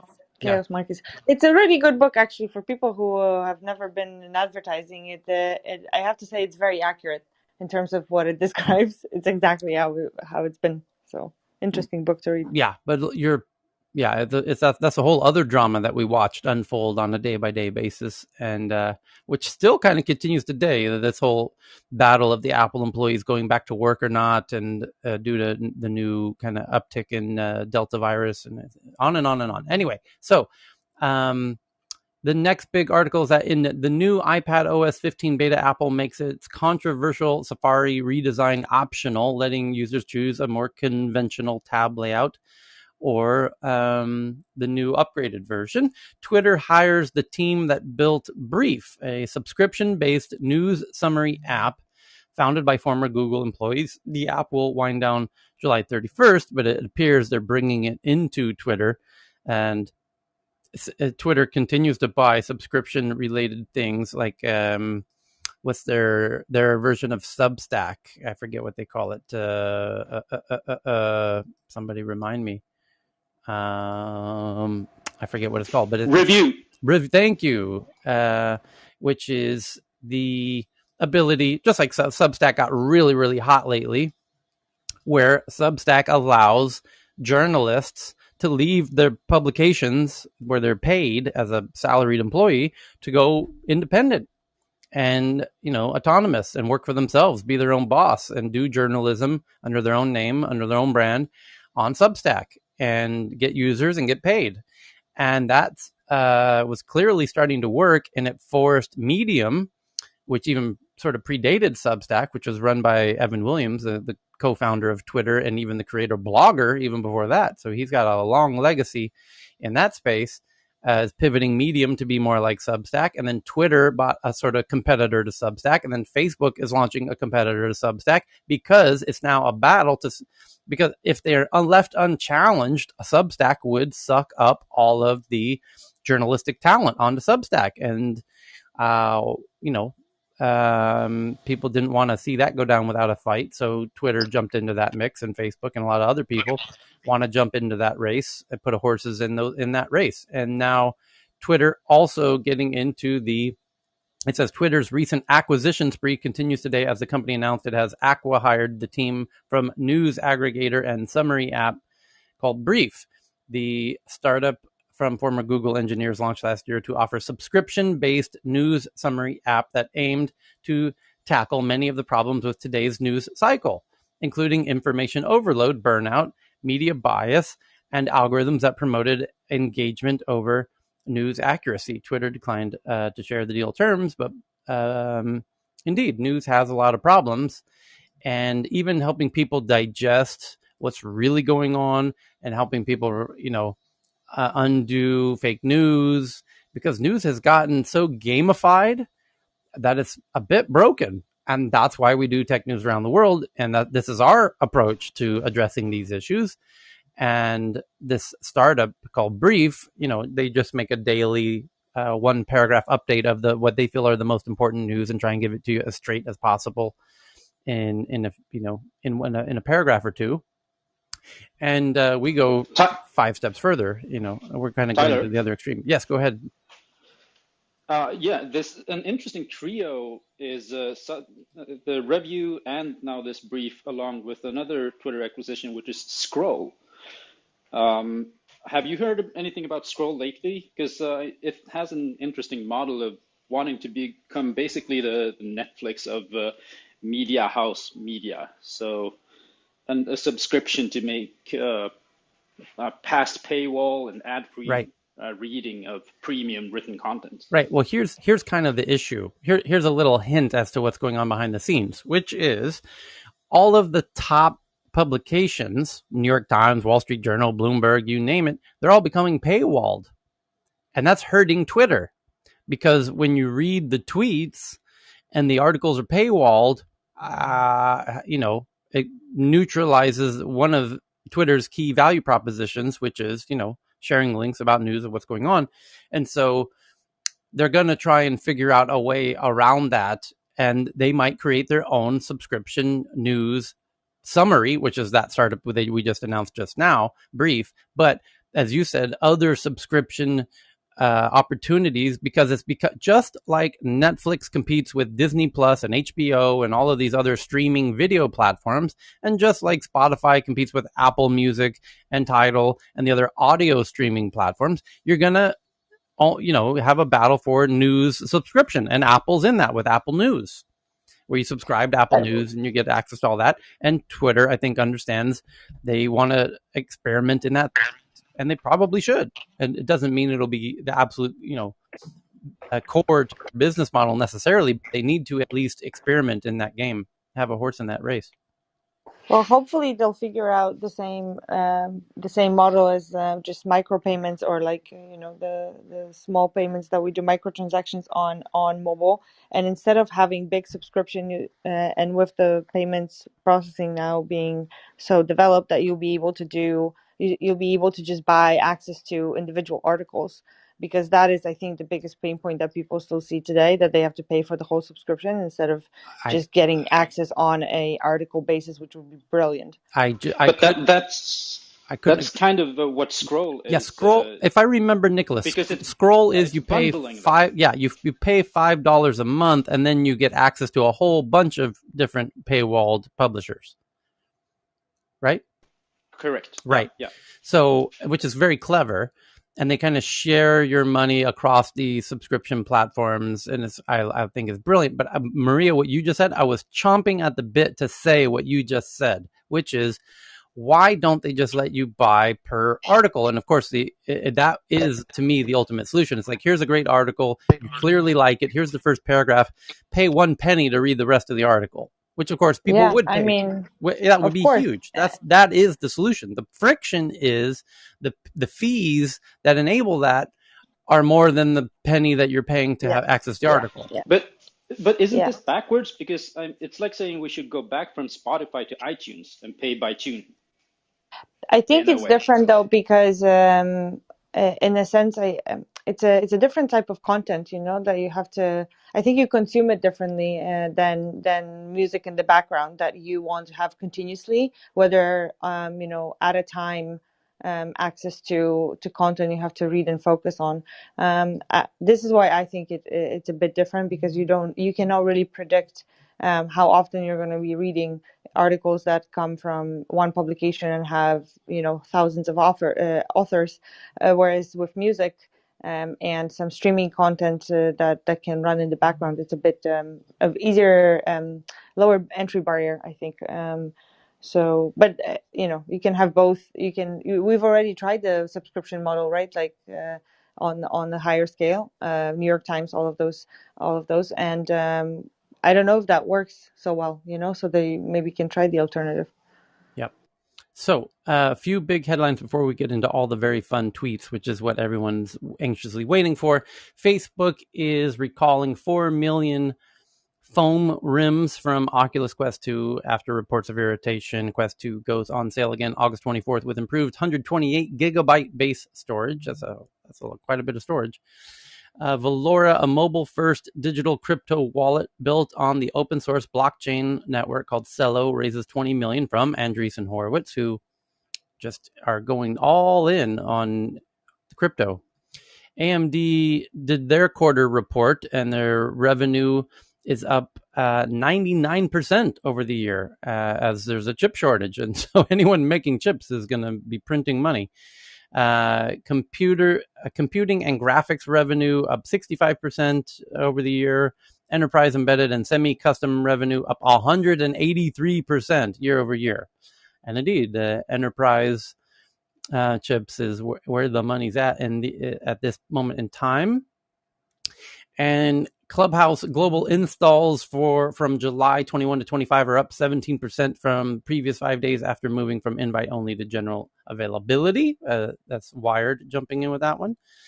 And a survey of 20,000-ish Americans from the Washington Post says that those who rely on Facebook for COVID-related news are less likely to get vaccinated than average, and less likely than Fox viewers even to get. Biden said social media companies are killing people by spreading vaccine information, and now this report from the Washington Post adds an interesting data point to that people who rely on Facebook for COVID-related news are less likely to get vaccinated than average, and even less than people who watch Fox. Wow. That's kind of a damning data point for Facebook to grapple with. The next one from TechCrunch says that Discord debuts threaded conversations, which auto-archive after 24 hours of inactivity and will roll out August 17th. And a premium feature for private threads. Harvard biostatistician, as biodata, which is the sweetest and the juiciest of data, is reconsidering plans to use Apple Watch as part of a study after finding inconsistencies in heart rate variability data collected. And TikTok expands live platform with new features, including events, co-hosts, Q&A, moderation tools, and more to make it more competitive with Instagram Live. Gee, why would they do that? I wonder what they're thinking. TikTok expands their live streaming platform with new features, including creating events, co-hosts, Q&As, and more. And with virtual gifts, which currently allow creators to live stream to fans while responding to viewers' comments and questions and accept virtual gifts. Now, the live experience will include a number of new features for creators to make it more competitive with platforms like Instagram Live, including the ability to go live with others. Hosts Q&As, use moderators, improve keyword filters, and more, as we spent the first hour of today talking about. This is the future of these platforms, is live streaming e-commerce. As much as they think, as much as they all reached these points by, doing funny little dance videos and whatnot, the future is not dance videos. The future is selling shit all day long via live streams, from influencers on these apps to consumers on these apps who want to buy stuff, because it's a better platform for buying stuff than Amazon, because Amazon's mobile app sucks ass. Because you get a photo, a generic photo of some object, where TikTok is going to have an individual unboxing the object. And which one do you think is going to be better in helping you understand what you are going to be buying? Also the reviews, the review scandals being all fake, because you can Great buy. point. Yep. And Yeah, there's and that, and then the whole discovery on Amazon is terrible. Like, it's absolutely not based on best user experience. You just buy it due to the logistics, I think, mostly because you get it quickly. But absolutely, how many times everybody buys something and it's not what you actually wanted. And so influencer marketing or social commerce just solves for all of that verification. And Very efficient. Lakeisha's point earlier, I thought is really relevant here, because Lakeisha, when you were describing how you bought those recent clothing items, you were saying that it was brands that you trust. I think the interesting thing here, Tyler, is that the kind of the video, the influencer, the person, the personality is going to have inbuilt trust within them. Therefore, the brands that they hold in their collection instantly become like part of the sort of trusted ones. So, Lakeisha, when you were kind of looking at going back to the brands that you trust, I think that is part of the kind of gateway to the new brands coming in. Just a thought. Yeah, that guy on YouTube calls it unbox therapy for a reason.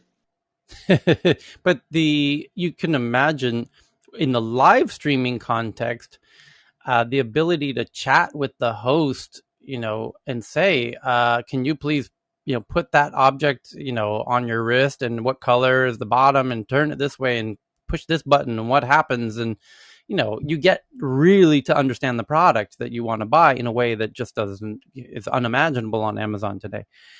When I first bought I'd bought several pieces via live stream on Facebook, and I happened to be in the same area where her physical shop was, and I had never shopped in her boutique before.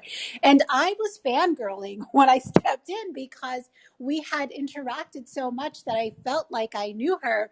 And then I said, "Remember me?" And then I happened to be wearing one of her pieces. But yes, this whole notion of rapport, I think that small boutiques and brands that are able to build it are going to have an edge in this space, because it doesn't feel like I'm being sold to, actually, in this weird kind of way. It feels like, oh, my friend just got something new in, and that's really cute. I think I'm going to buy it. Okay, so I think we are pretty much through the big headlines that your cousins and coworkers are ranting about. Let me just check one more time to make sure we got all the interesting ones. In a letter to companies, California Attorney General says data sharing via analytics trackers like cookies for ad and analytics purposes fits the CCPA's definition of data selling, and it's all about killing the cookies. And now the governments are feeling like they want to kill cookies, because they just figured out what cookies are, by the way, in 2021. And they realize, well, hey, wait a minute, you guys are what? You guys are sharing data across websites? Holy cow, what is going on here? Stop pull the e-brake on this internet thing. These people are sharing data on something called cookies. What's going on? And now they realize why the tech companies have become the biggest companies on the planet. And they're a little concerned about what's going on with all this data sharing. The jig is up. We figured you out, tech companies. You're stealing cookies from each other. And on that Facebook one, Tyler, what would have been really interesting is if they had to come out to say we're stopping collecting any of the information, because you notice the precise wording is the targeting for the adverts, i.e., the collection will still be going on. Is my hypothesis. And I just have a quick question for you, Dave.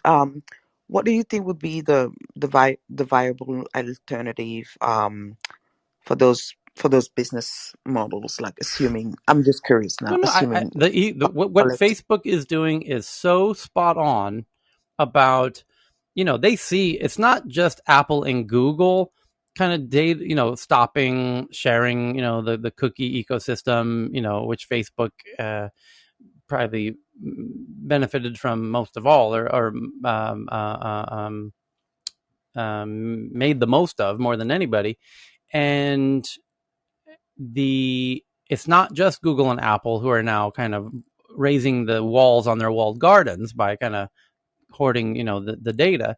But I think Facebook obviously engages with the government a lot, probably more than any company on the planet.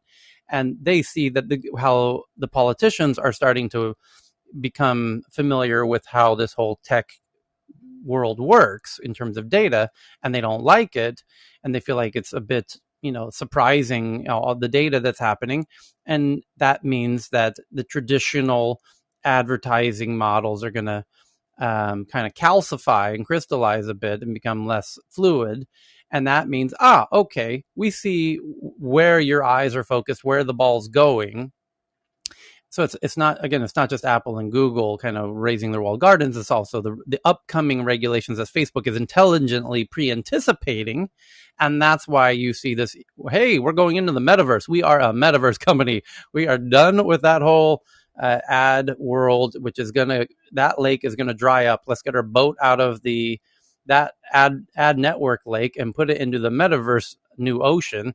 And by the way, we can still do a lot of stuff over there, or using data in awesome ways. And we get into the hardware space, which collects its own data, and you're allowed to use your own data in interesting ways. And so I think Facebook is playing this masterfully in terms of doing stuff with Oculus in a very big way, doing stuff with the social commerce within Instagram and WhatsApp and Facebook mother app. That's what they should do. They're doing it brilliantly. And I No, think my question was just I think you definitely taking it a whole other level, which is kind of way ahead of what I was just wondering about. It's more than I just feel like sometimes we tend to look at those companies as public service companies, like the water company, and not really wanting to have a trade-off. So my question today was like, okay, assuming every one of those companies that we're using for free stop collecting data, what would be the viable alternative? Having a paying subscription, yes, or that is part of it. Subscriptions are getting huge now precisely for that reason. Yeah. And I'm just uncovering the reality of that story, because if you were to read that story and don't peel the onion underneath it, you would think that Facebook is not using any of the data. I'm just saying that my hypothesis is that the data is all being collected and will be used for another purpose. That's the point I'm making, which I'm fine with. I'm just saying, well, by the way, so these publishers, the New York Times, Wall Street Journal, when they went digital, they were ad-based businesses. They had ads all over these articles, and they made money from those ads.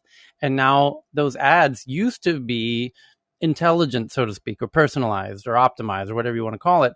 And now they will be less so. And the ads will be far less effective and less monetizable. And so now you're seeing the subscriptions coming up simultaneously. And then that's just the way it's going to be.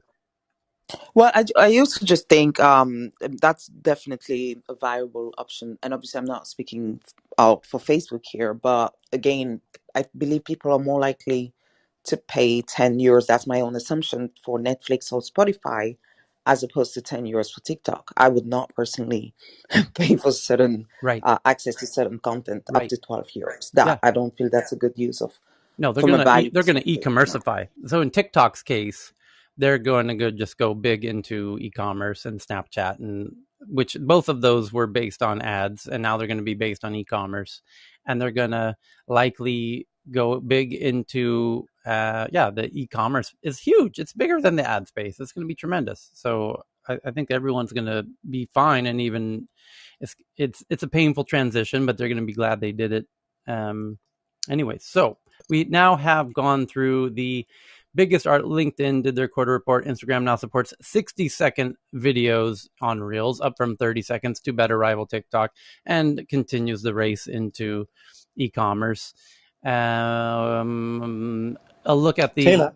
New York Times. Just 1 second. The New York Times has a look, an article from the New York Times. The headline is "A Look at the Rise of the Ultra-Fast Grocery Delivery Startups, some with a goal of 10-minute deliveries across major cities, led by a Turkish startup called Gitter." And indeed, there is a global race to now 1 hour delivery seems slow, and now seeing 30-minute delivery, and then 20-minute delivery, and now 10-minute delivery. It's like what's the movie, The 7-Minute Abs? Something about Mary. I'm doing 6-minute abs. The number keeps going down on these real-time deliveries. 10-minute deliveries. That's just ridiculous. Like, you barely have time to put the phone back in your pocket and the stuff arrives at your Will house. they actually select the grocery properly? Like, choose the best perishable for us. Yeah. So The best apple and the best lemon and stuff. Who just jumped in? I cut off. yeah, it was Willie. Hello, Hey, Tyler. Willie. Today I want to thank you with a little kind of graphics I made while I was listening to your often so to the point analysis and looking forward, anticipating stuff and so on. And so I realized that we have two drivers, just going back to Mark Zuckerberg and his plans for the future. Uh-huh. And the other stuff you're always talking about, the live social commerce thing. Yeah. And if you go to my, if you PTR me or go to my Twitter or go to my Instagram, you will see the graphic, a kind of quadrant chart, which tells you that there are two drivers. The driver number one is the simulation technologies are more mature in 5 years or so. And the other driver is, of course, 5G rolling out. And so the bad thing about, you always talk about social live commerce, the bad thing about it is that you need to invest time. Yes, you have to be present. It's just a live stream, and you have to be in the stressful situation to talk to people, and not everyone can do it. You mean as a seller or as a buyer? As a seller. Because influencer, you mean? The virtual influencer you're talking about? I see what you're saying. It will give a preference for extroverts, essentially. Although that's maybe a not. point too. Maybe not, because I consider myself an introvert, but Clubhouse works perfectly for me because I don't have to actually see your face.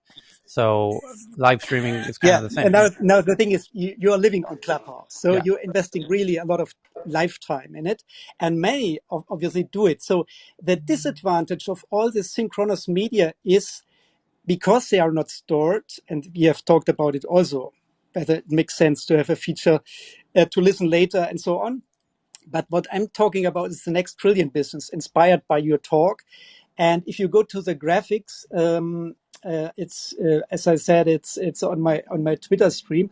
I say there will be a metaverse mass market in 2025, and it connected with the interview of Mark, which was on Verge. I only realized it lately when I started to listen to you, that there is this interview, but he does not mention in any way stores and shopping, because he's a smart guy. But I'm absolutely sure he will take the cake to having a business of renting avatars as a salesperson. Because then, if you do it like that, then you no longer need to be present and go away from work or go away from your kids. You can sell without being present. Yeah, and this is the maturity technology roadmap about what I call generally the simulation tech. We have already, if you look at the graphics, the infographics, virtual actors and influencers. We have virtual bands. And so the next step is, of course, virtual salesmen for everyone. That's my bet. Well, What do you we think? were talking. Yeah, Willie, We by the way, that insight we had, the who's got the music on? Not me. Oh, sorry, Nicholas, did you want to say something?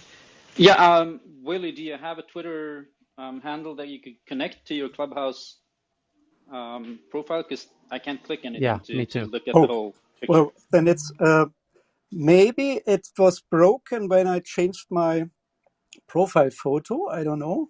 Let's see. No, it wouldn't have been. Because, oh, just do the, oh, I see. It's gone. I don't know It's the why, but it's I just the can. same. It's W Schroll. Yeah, it's the It's the same same as like. his clubhouse name. Yeah, Is his also I'm his very Twitter name.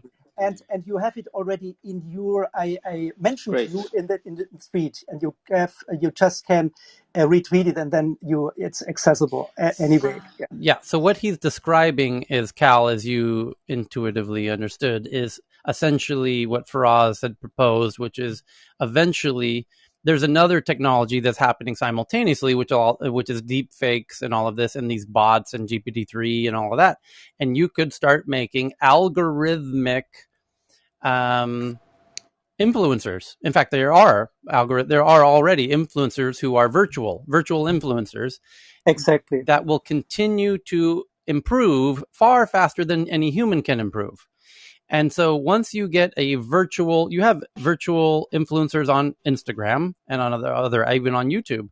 And if they start selling you stuff, that could become the best case scenario but here's where it gets really fantastic, which is, we have to give credit to Frauds for this because, or I forget who made the connection, but TikTok asks now for something they call a face print and a voice print from you as a user. You now are giving them permission when you agree to use TikTok to take a face print and a voice print of you. Now watch this. This gets really crazy really quickly. So in the future, the people selling you stuff on these live streams will be human, except some of them won't be. And they'll be algorithmically generated, and they'll be optimized to outperform any human. And they will always, forever optimize, forever, for the next 100 years. And by the way, they're going to be better than most humans next week. Exactly. And then next year, the best sellers will likely be the automated ones. And 10 years from now, you can bet everything you have that the best ones will be the virtual ones. And they're even personalizable, because when TikTok is taking a face print from you, that means they have everybody's face and everybody's voice who is using TikTok, because you've all opted into letting them take a voice print and a face print of you, and they can reconstruct your likeness of your face and your voice onto the virtual salesperson. And so the person selling you the products through the live stream will be optimized for you. So it might be your mom is the best person to sell you the cleaning goods for your house, or you yourself will sell yourself products and services, because it will show you more handsome, 10 pounds or 5 kilograms lighter, and selling you some product that it says, is going to enhance your health. And here you are, look at yourself now in the future, looking healthier and happier because you bought these products. Tyler, it's even more tricky, because you can adjust an AI to the person listening. Then that's what I mean. So the tone may be not only your mother or your grandmother or what, as a person, a personalized avatar, an impersonation, but to adjust to the psychological situation of the person in the morning, in the evening, whether it's in which emotional state, and then talk faster, more humorous, and so on. This will be feasible in at least 6-7 years, I think. Right. Well, so basically, you're talking about the merge of high touch and high tech finally, right? Exactly, and this you cheesy just old look on the expression. quadrant matrix. First, I didn't want to bring in this Verge article, but I didn't know him. I had not really time to read it, only to skip it and to make a full text search. That he is not mentioning shop and store in any way, because he knows that this is the next step for him. Not to have a copy of a science fiction author Neil Stephenson. Uh, uh, Vision of metaverse, like a gaming for hackers world or something, but just that there's a shift from of our experience space is shifting more to the virtual. So the next thing after mobile is probably the metaverse in itself. And the hardware development, the maturity of hardware with Apple going this way, is also a big signal, as we call it. There's just a bet. And so I've marked this. If you look at this quadrant on the graphics, I've marked it in red on the top right.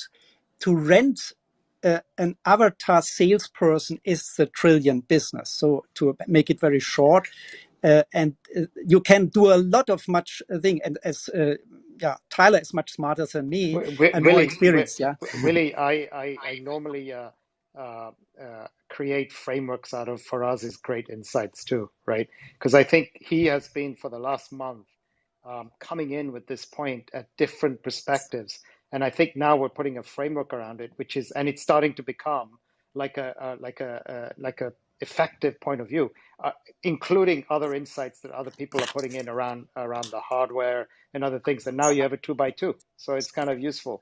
So Hey, check Willie, this. do you think in Exactly. 100 Cal, I just years, realized Willie, something. Willie, In the near Yeah, future, go ahead. when you have the intent to buy something, the live streaming apps of TikTok, Snapchat, Instagram, Facebook, YouTube are all going to be competing to send you a notification that there's a live stream happening now, which might even be algorithmically generated by a virtual salesperson, which is yourself even, where and they're going to need to have your microphone on at all times, because that's what's going to give them the unfair advantage. Because currently Google has the unfair advantage of knowing your intents because you're typing it into Google.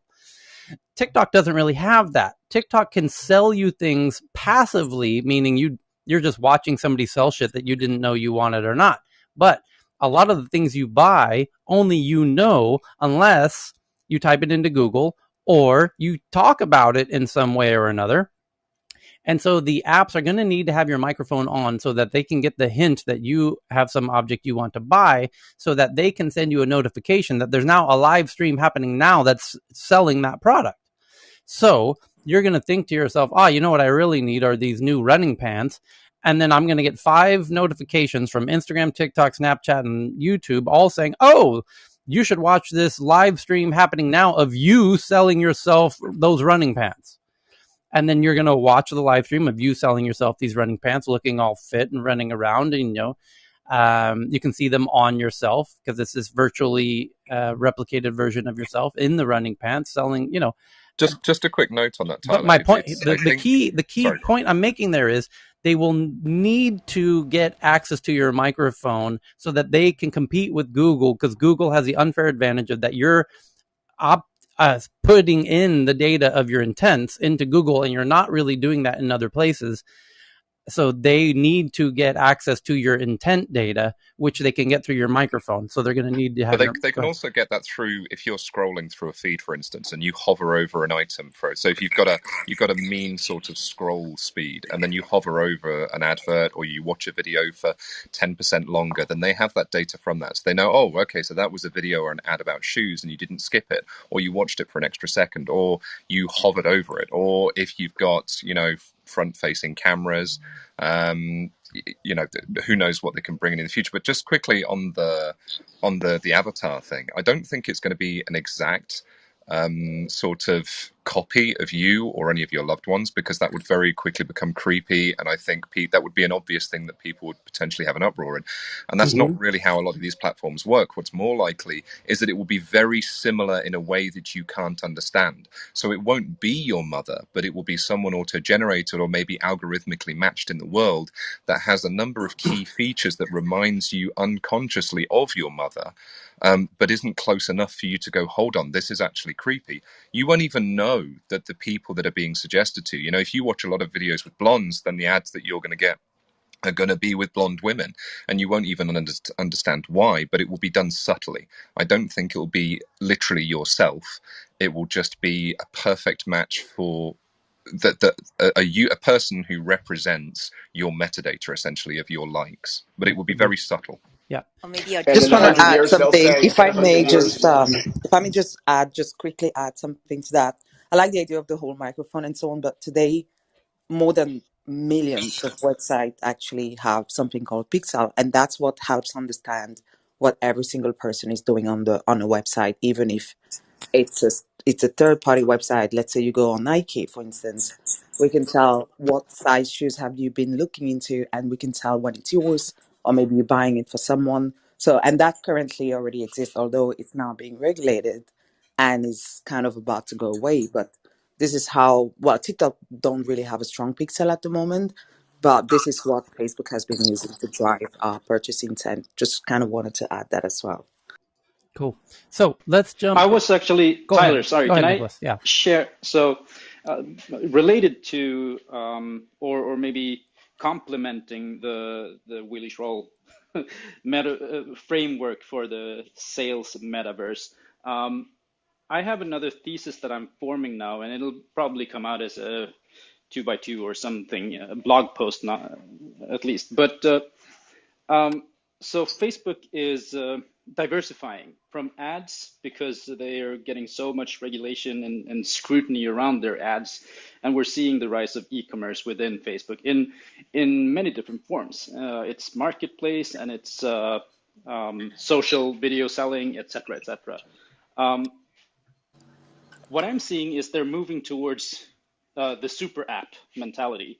So they want to become the WeChat, but they don't want to become the WeChat of the real world. They want to become the super app of the metaverse. Mm-hmm. Indeed. Yep. Yeah, and I just managed it to at least connect with the Instagram again, but don't know why my Twitter is not able in the moment to be connected.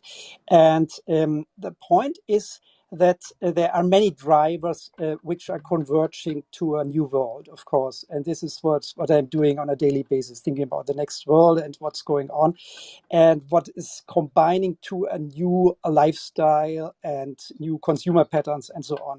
So my point is especially that you really have, with this trend to live stream, this disadvantage to be present, yes? And you have the simulation technology to compensate for this, Yep. which is not mature now in the mass market, but will be in 5 or even 4 years. So for me, it's rather clear that we will have these avatars, and they might be rented like we have subscriptions, because why should you buy an avatar when you can change it all the time? It's like your next website, so to speak, or your next Twitter channel, to have avatars, yeah, which are doing something for you, because AI is accelerating also very fast. Look at GPT-3, so and so on, because you don't need real world knowledge. You just need very structured knowledge, and it's not so much knowledge you need to make a good sales person about a specific category of things. And so I think it's coming faster than we think. Okay. And I'm very inspired to say it again, to give kudos really to Yep. Tyler, because also he was talking about eye tracking and what you can do with it, even the generation of smartphones now, to analyze what's in your eye, not only by tracking your interest, your attention, with having attention heat maps and so on a daily basis for everyone, not only for the marketers. And then you really can anticipate the interest of a person before the person even knows about it. Yeah.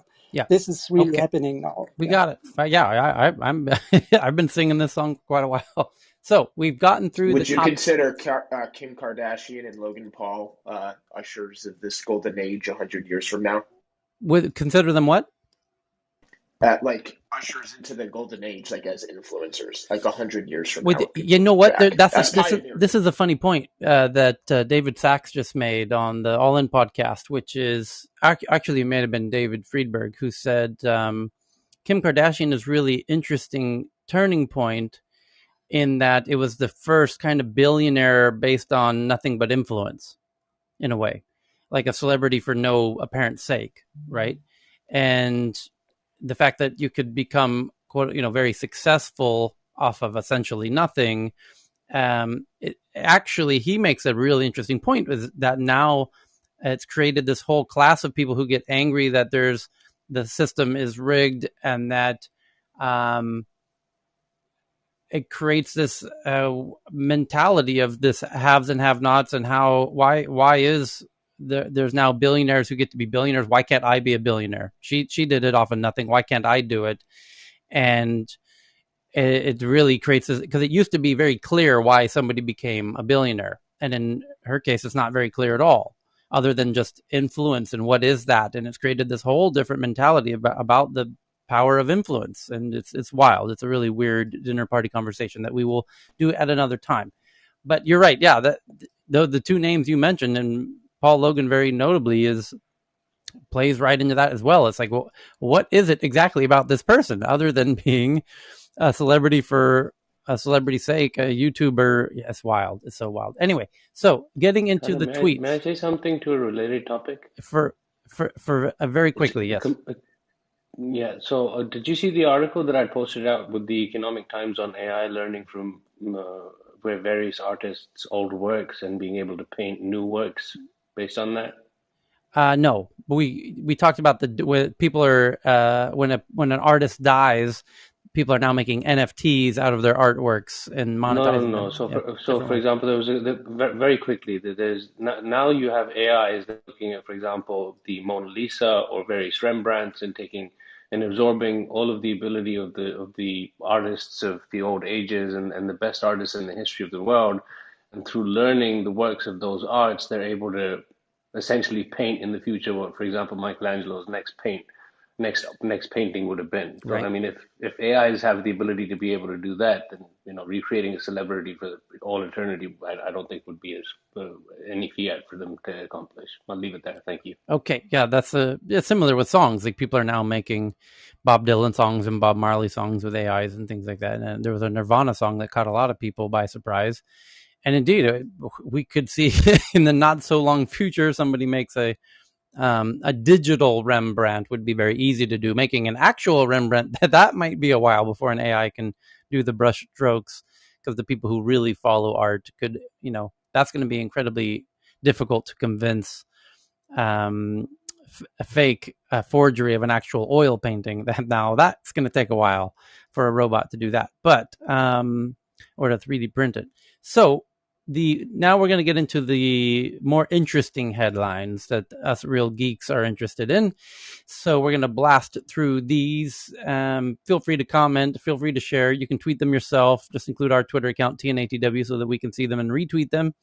And we're going to tweet out all of these articles in rapid fire succession to the Tech News Twitter account at TNATW. Look on my photo to see the Twitter account, where we're going to tweet all these headlines now in kind of rapid fire form. And the first one is from Rhonda in the audience from the Washington Post. And the headline is that the robot will see you now. Healthcare chat bots boom, but still can't replace doctors yet. Healthcare chatbots have been used for years, but exploded in popularity over the past years as the system became overwhelmed by COVID-related whatever. And I do need to bring in my buddy Johannes from Cree, which is the biggest telemedicine health app born out of Stockholm. And he's one of my very dearest friends. So it's just a matter of time before I ping. He's actually popped by secretly. He's just quite an introvert. But we'll get him in here in the next few days to just give us an update on what's happening in telehealth now that Amazon's going into it in the US. And we'll ask him about that headline and how he thinks that whole space will evolve.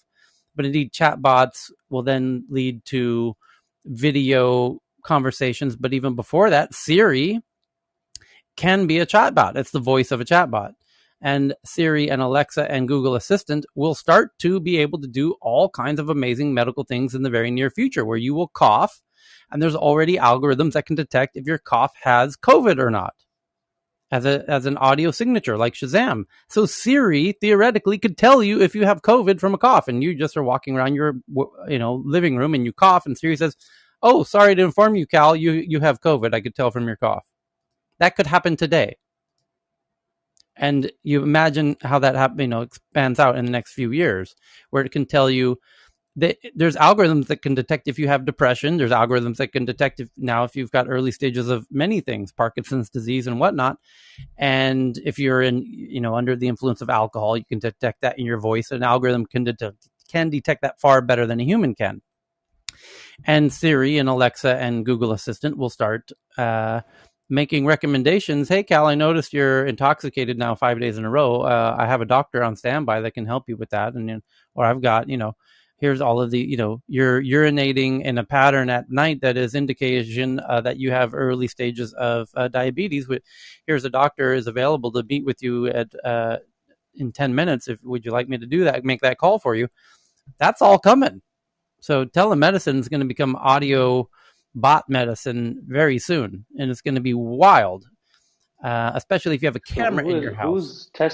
Who's Tesla going to partner with to make sure that drunk drivers don't drive and give them all the data? The car is driving itself. Yeah, that's a great question. Is what about when the cars become? They are, as far as Tesla is concerned, they just want you sitting in the seat, and they've got video games playing in the car now. And so they don't really care if you're drunk or not. They just want you to be in the car. But if you're drunk, are you able to fix? Yeah, that's a really interesting question I've not heard posed before. Great question. So, but the robot will see you now is the article from the Washington Post that I just tweeted out. And thank you to Rhonda for that one. The next one is what's called the tipping point from the Washington Post. Again, from Rhonda. It says new vaccine mandates are being rolled out at Virginia and the Mayo Clinic, and in California and in New York and elsewhere. And these are vaccine mandates for government officials and any government employees. So could this also extend into other companies? And it is. And there are companies telling their employees you must be vaccinated to come back to work. And this is now with Delta getting really serious. This is going to get really interesting.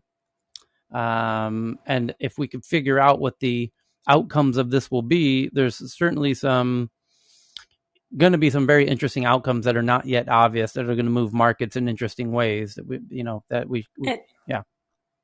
Go ahead, Mahogany. And Tyler, the Russian government just made the decision to hand off not responsibility, but the heat of getting vaccinated onto employers. I just tweeted a story about that. Wait, go ahead and share it.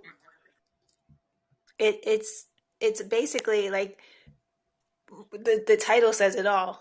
In Russia, they're like, okay, our public advice hasn't been heeded.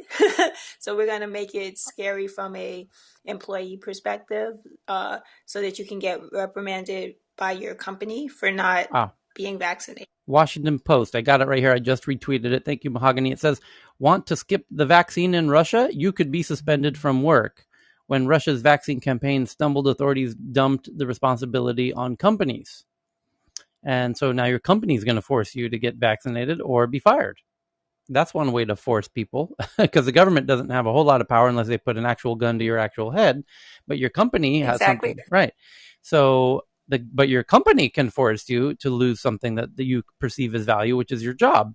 And so they're delegating the power dynamic to the companies, which they themselves control. So it's hitting you where it hurts, which is your pocketbook, which is clever. When Russia's vaccine, yeah. And that's from the Washington Post, and I just tweeted that out. Thank you for that. Abu Dhabi and Saudi Arabia aren't allowing you into public places unless you're vaccinated. UAE? Just Abu Dhabi. Just one of the Emirates. Right, not and Dubai. Saudi Arabia. Right. Saudi Arabia as a whole. Right, so one of the Emirates of the UAE. But Abu Dhabi and Dubai are quite similar, so it could go into Dubai pretty soon then if Abu Dhabi is doing it. Yeah. Possibly. Yeah. Yeah. So, Mr. Aikio Toyota actually showed his concern for full change. So the headline is from The Verge from Tomoko in Japan. Arigato gozaimashita, Tomoko-san. It says Toyota is quietly pushing Congress to slow the shift to electric vehicles. Say what? Because they are lagging in the EV side of things, and that's going to cost them tremendous market share. And they like hydrogen, right? And they like hydrogen. The company was an Yeah. early adopter of electronic vehicles, but has since fallen behind. Yeah, as I just said. And the US is slowly moving toward adopting policies that would put more electric vehicles on the road, but for Toyota, it's not slow enough. The Japanese automaker, which is the largest car company in the world, has been quietly lobbying policymakers in Washington, D.C. to resist the urge to transition to an all-electric future, partly because Toyota is lagging behind the rest of the industry in making the transition itself. Yep, makes sense. And why are they lagging behind? Well, my friend Peter Carlson at Northvolt told me when I asked him why are the Germans lagging behind, he said it's because those big car companies are led politically by their combustion engine teams. And I imagine Toyota is no different. And so he brought in the ability for the Germans to electrify by making Northvolt, by bringing gigafactory battery factories to Europe. He didn't go into Asia. I bet if he had gone into Asia and built a gigafactory in Japan, Toyota probably could start doing EVs if they could overcome the political clout of the combustion engine teams, which Germany brought themselves to do. But apparently Japan has not. And that's interesting to But watch. Toyota had the Prius, which is a partial electric vehicle, so they really Hybrid. should have been ahead.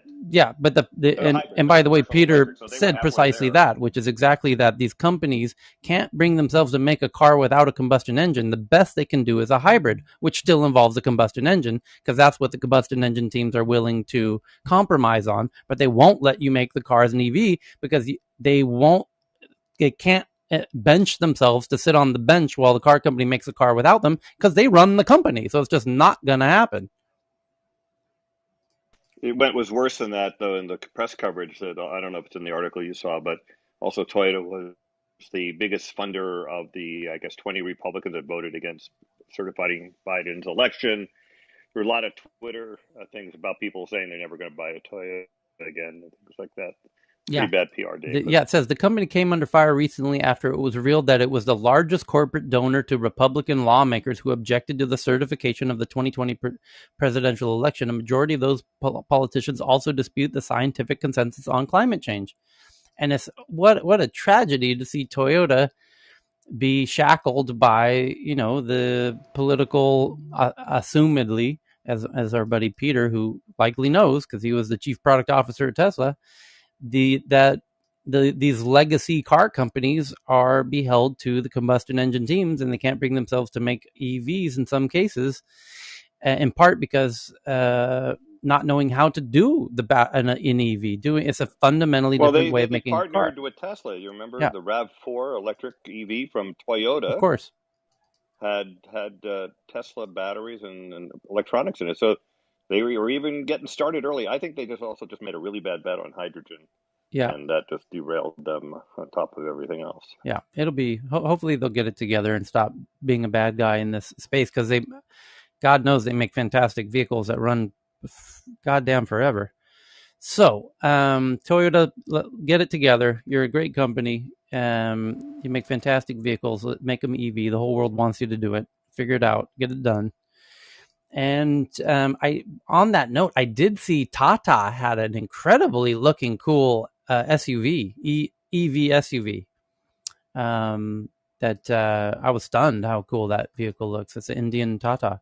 Anyway, next article from our friend Faraz. Yahoo Japan works with Line, and those are the two mega players in Japan, by the way. Line, and didn't somebody on stage work at Line at one point? Oh no, we have a friend who is still the leader of Line for Thailand. That where it's also incredibly popular. It's the leading social app in Thailand. Is Line. It's from Japan, where it's wildly popular. Yahoo Japan is still culturally kind of it's a major force in Japan. It's run by SoftBank, and so now Yahoo Japan works with Line to launch NFT trading. So yet another day and yet another platform going into NFT trading. And I pity the incredibly small NFT trading platforms that pioneered the space that are just going to get overwhelmed by every big company on the planet is getting into NFT trading at this point. It's only a matter of days before Facebook announces they're getting into NFT trading. Yeah. By the way, SoftBank owns 50% of Line. Yeah. So these are both SoftBank companies. Yeah. Yeah. Tyler, it's MA. Hey, May. I just wanted to share with you because I know you might like this one, despite the fact that it's kind of crazy. It has to do with NFTs. So I'm not going to admit nor deny that Ashton Kutcher's Stoner Cats was on my list to stop to try and secure. 22 minutes and they were all gone, all of them, all 13,000 cats. Yeah. And those 13,000 cats are now literally, we're not going to just say it, but we'll say it, trading at almost 5 ETH per cat in certain areas. Mm-hmm. Like that's madness. He's literally just raised funds for that TV show, which is super badass. And one of the perpetuity things is that if you got the cat, which is why I really desperately wanted to get that cat, is you get the updates to that show. And it's a comedy. It's like a Stoner Cat comedy as a show online, and you get the updates to the show in perpetuity and never pay another dime. Yeah. And you could watch it all the time. And I'm like, oh my God, he was brilliant with what he did for sure. Yeah, because, well, there's an additional level of brilliance to that, which is he now no longer needs a studio to finance the creation of content. The consumer did. But Tyler, this is, not to interrupt you, but this is also changing the narrative around how film producers, because I have director friends in LA, how film producers and those that want to create could raise funding, not by going to your traditional channels in Hollywood, which tend to be sort of a big boys club sometimes. Yeah. They're now going to be able to go into sort of this sort of grassroots sort of Sundance way to get funding to bring their ideas to life that they want. So I'm thank you for that, Amanda. It's and that was Ashton, right?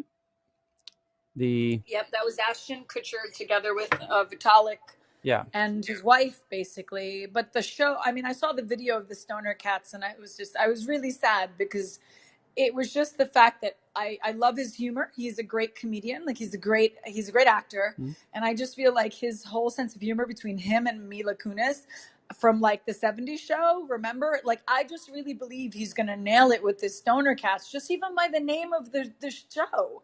It's like he's going to have such a following. It's going to be like a bit of I think it's going to turn into a cult classic. That's my opinion. Yeah. I have a question, Tyler. Yeah. So all this NFT thing, of course, NFT has some good use to it, but those people who will be well served by this NFT are also those people who are already famous, right? How about those up and coming ones who have no following? How are they going to use this NFT? Could I share one more thing, Tyler? Sure. To Cheryl's point, I am so humbly impressed, and this is why I'm so an advocate to teach women, including young girls, about blockchain and engine game development and Unity game development, and I'll tell you why. Nyla Thomas, a 12-year-old artist, just dropped her NFT yesterday, and she had Time magazine asking her questions inside Clubhouse. 12 years old, and she sold all her long necky ladies. So to Cheryl's point, this young girl of 12 years old with her mother's help literally did these NFTs. She dropped 3,333 and they were all sold. And this girl is only 12. And the Time person who interviewed her inside Clubhouse was like, I don't even know what to say right now. Because to Cheryl's point, yes, there are artists out there that can generate and can bring their art to life. The beauty of it is their drive and what they're presenting. And this young girl just opened the door for so many other young girls to be able to do this. I think 5 fathers were asking, hey, how could I get my daughters to really get engaged in learning how to create? And I think this is where the content creation future, this is where it's going, because she's talking about metaverse. She's talking about derivative art. Like, I'm just like, oh my God. You know what I'm saying? Like, this girl was so poised. Yeah. And she's on Clubhouse and she's 12 years old. But of course, her So mom who comes is on with promoting her. her? What was that, Cheryl? Who is promoting her? Her mom was working with her. So her Her mom mom. promotes her. That bring her the Not I. Times coverage It's or no, what? no, no. The Time person followed her because she's been in the NFT groups for about 3 months now, and the person who collaborated with her is a Puerto Rican artist, and they worked together to build her derivatives, her artwork. That she did the design. She did all the long necky ladies, right? She did them all herself. Her mother was the one who was sort of chaperoning her within the app, but inside that room there was about 600 people in there. The Time guy was part of he was watching her work. Like, he was watching her work on Instagram and Twitter. And that was what he was speechless yesterday, because she did her drop yesterday. And when she did that drop, what it means by doing a drop is when an artist is complete with their collab, It's a they do launch. what's called a drop. Yeah. Yeah, it's a launch, drop, same thing. Yeah. But in the NFT world, it's a drop. So when she did her drop, the Keith was lurking in the audience, and like, he was watching, listening to this. Very cool. And everyone was supporting her. And then he pulled another room, and we all went into the other room to support her. And what I really was humbled by was how many dads were like, my daughter's a gamer. Like, it was almost like AA, like, I'm so and so, and I'm Alcoholics Anonymous. Basically, there's so many dads stepping forward saying, hey, my daughters play video games. How can I support them? How can I help? How can I guide them into an area where they could monetize social commerce? And they didn't say it in that way, but Right. Tyler, this is where the narrative is going. Yeah, we just hope there will be more lucky stories like her. Okay. Of course, Cheryl. Of course, 90%. It's the new lemonade stand. Yeah. So yeah, 90. Totally. 90% Cheryl will go tits up. Sorry, I agree with you. 90% will go tits up, but there will be those that'll be hungry enough to bring it forward. And inside this app, there have been many young adults and also young artists from all over the world that are really getting a lot of publicity, like Tyler, from creators and collectors in LA. They're being asked to do collections and collaborations. So hey, it's super wild. Amay, back on the stoner cats, Ashton Kutcher and Mila Kunis and Vitalik, they did 13,000 cats, or how many?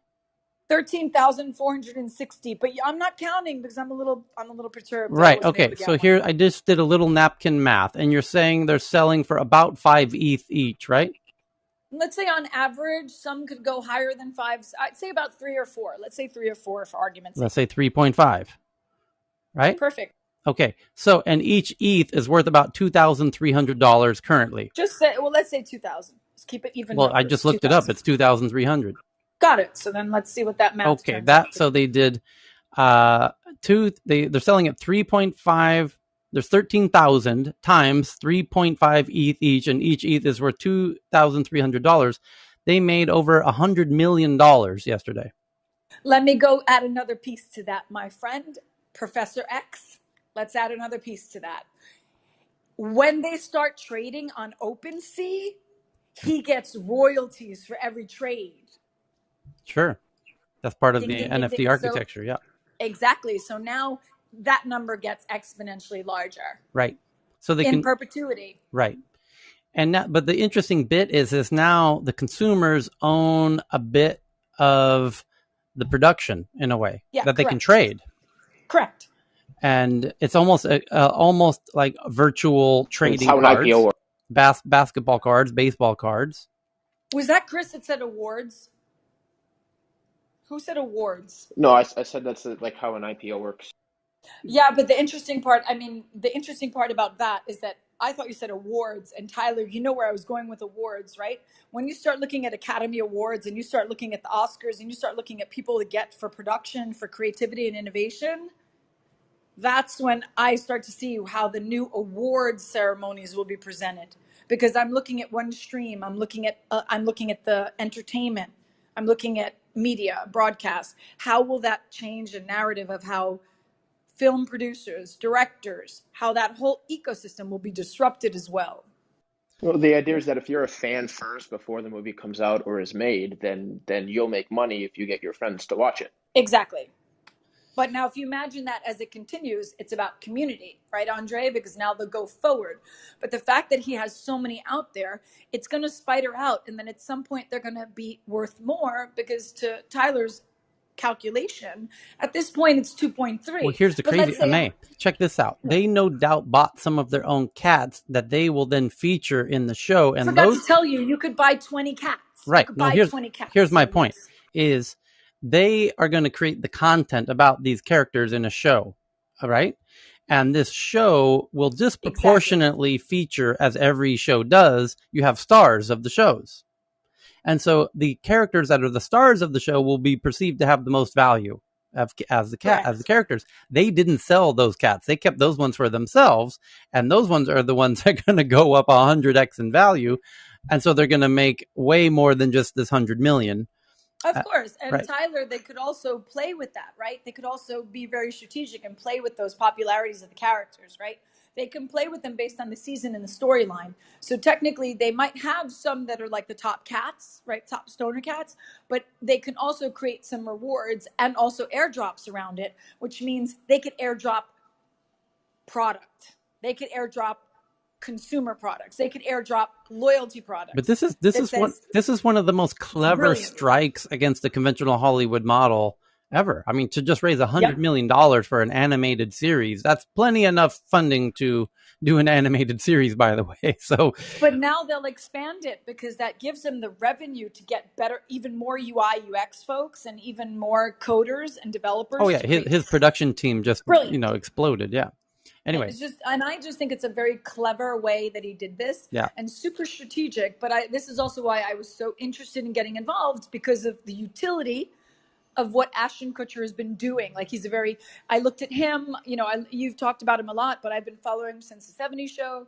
But I always recommend to people when they look at projects in this space to look at the team, look at the resonance of the team, look at the product that they're delivering, look about 5 years ahead. And I think it was Dave Dave said that certain people look 20 years ahead and other people look behind. Well, I was thinking of you, Dave, because the fashion industry looks 2-3 years ahead. So in selling to consumers, we look 2-3 years ahead. So we have to look 2-3 years ahead to see what will someone want to buy in 2-3 years, not today, 2-3 years. And that's a very interesting dynamic as we go into the metaverse, because people are buying up real estate in Decentraland because they are already seeing that people are going to be moving and presenting inside that metaverse. When a 12-year-old is talking about metaverse in a very basic but understandable way, that shows me that young lady, when she's 15 years old, she's going to already have like a slot of land and she's already going to be demonstrating her work inside the metaverse. So this is how it sort of grows. And 63% of the world's consumers are women.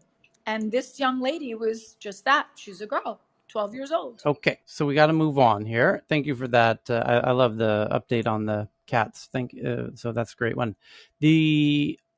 Here's the other interesting headlines coming fast and furious, and for every one that we read, there's 10 more that come in. So it's kind of an endless waterfall here.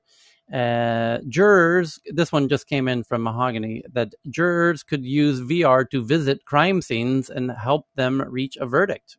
A fantastic use case I had not considered. Australian researchers are investigating whether virtual reality can help jurors make decisions at a trial, allowing them to explore crime scenes. And now you're going to have police show up to crime scenes with 360 video cameras, which, by the way, I got to find the one that I just saw yesterday. When you imagine these 360 cameras, you're imagining some large device. They are not. They are now getting to the size of a thick pencil, where it's a camera that goes all the way, and you hold up this, something that looks like a Sharpie marker, and that takes a 360 photo, or it's a photo, and then that's your point of your VR, where your head pivots around in 360 degrees, and they can do it as video as well. So it looks like a digital Sharpie marker, and you can walk around with it and record 360 video, and you'll now see police doing this at crime scenes potentially. It's kind of a wild concept. So the next big article is from India, from Nalormi, and it's about a new fund. India's first operator-led VC fund wants to power the next 30 Olympic champions in SaaS startups. And what this means is it's kind of a bunch of Indian unicorn founders are getting together to create what they call a operator-led VC fund. And what that means is basically there are two types of VCs. There are what you call like the business school types that usually came from Harvard Business School or Stanford, and they have no experience themselves of actually running a company. They just happen to be incredibly good at the, business models and analytics of doing things. And then you have what are called operators, which are people who ran companies, who now that they've run a company, they want to be a VC and help other future founders. And so this fund, which is called the Together Fund, is India's first operator-led VC, because India just now is having its first unicorns, and now those unicorn founders have created their own fund. So you have an operator-led VC fund, and that's where things get really interesting, because operator VCs can be incredibly helpful to their founders and helping them become future unicorns themselves. So the golden circle is now in place, and India has a brighter future than ever now that the unicorn founders are becoming operator VCs. Cannabis, part of the future of tobacco giant. British American Tobacco says its future lies in getting people to switch to nicotine alternatives like cannabis. And indeed, Thailand is considering legalizing cannabis farming. And my goodness, my mind boggles at the implications of that economically for Thailand. We could have the biggest economic bounce back in the history of economic bounce backs if we do that. So it's going to be very interesting to see how that plays out. NVIA Robotics raises $30 million for warehouse robotics push. And you can see this robot, which is a triple axis robot. What I mean by that is it moves in 3 dimensions. It has a vertical dimension, and you have to see this robot to understand its very clever solution for doing this. It moves around on the floor, X and Y, 2 dimensions, but also moves up and down. So it can, makes much more use of the physical space as a warehouse space. And we're going to see a lot more interesting solutions around 3-axis warehouse robots as we get into this e-commerce game where everything's going to get e-commercified. Next article is from Hassan, who sends in a video from Australia, where apparently in Australia, Australians will need to submit lots of points of identification to use social media. Oh, really? Who would have seen this coming? Australians need to submit 100 points of identification to use social media, is what this person tweeted. It's a video. It's a 1-minute video that I, in full transparency, haven't watched, but it's from the Today Show in Australia, and it's a 1-minute video that you can watch, and it's being summarized by the person tweeting it, saying that Australians will need to submit 100 points of identification now to use social media, as predicted here in Tech News Around the World by yours truly, that we're going to need to start doing state IDs for social media very soon, because all the signals are there.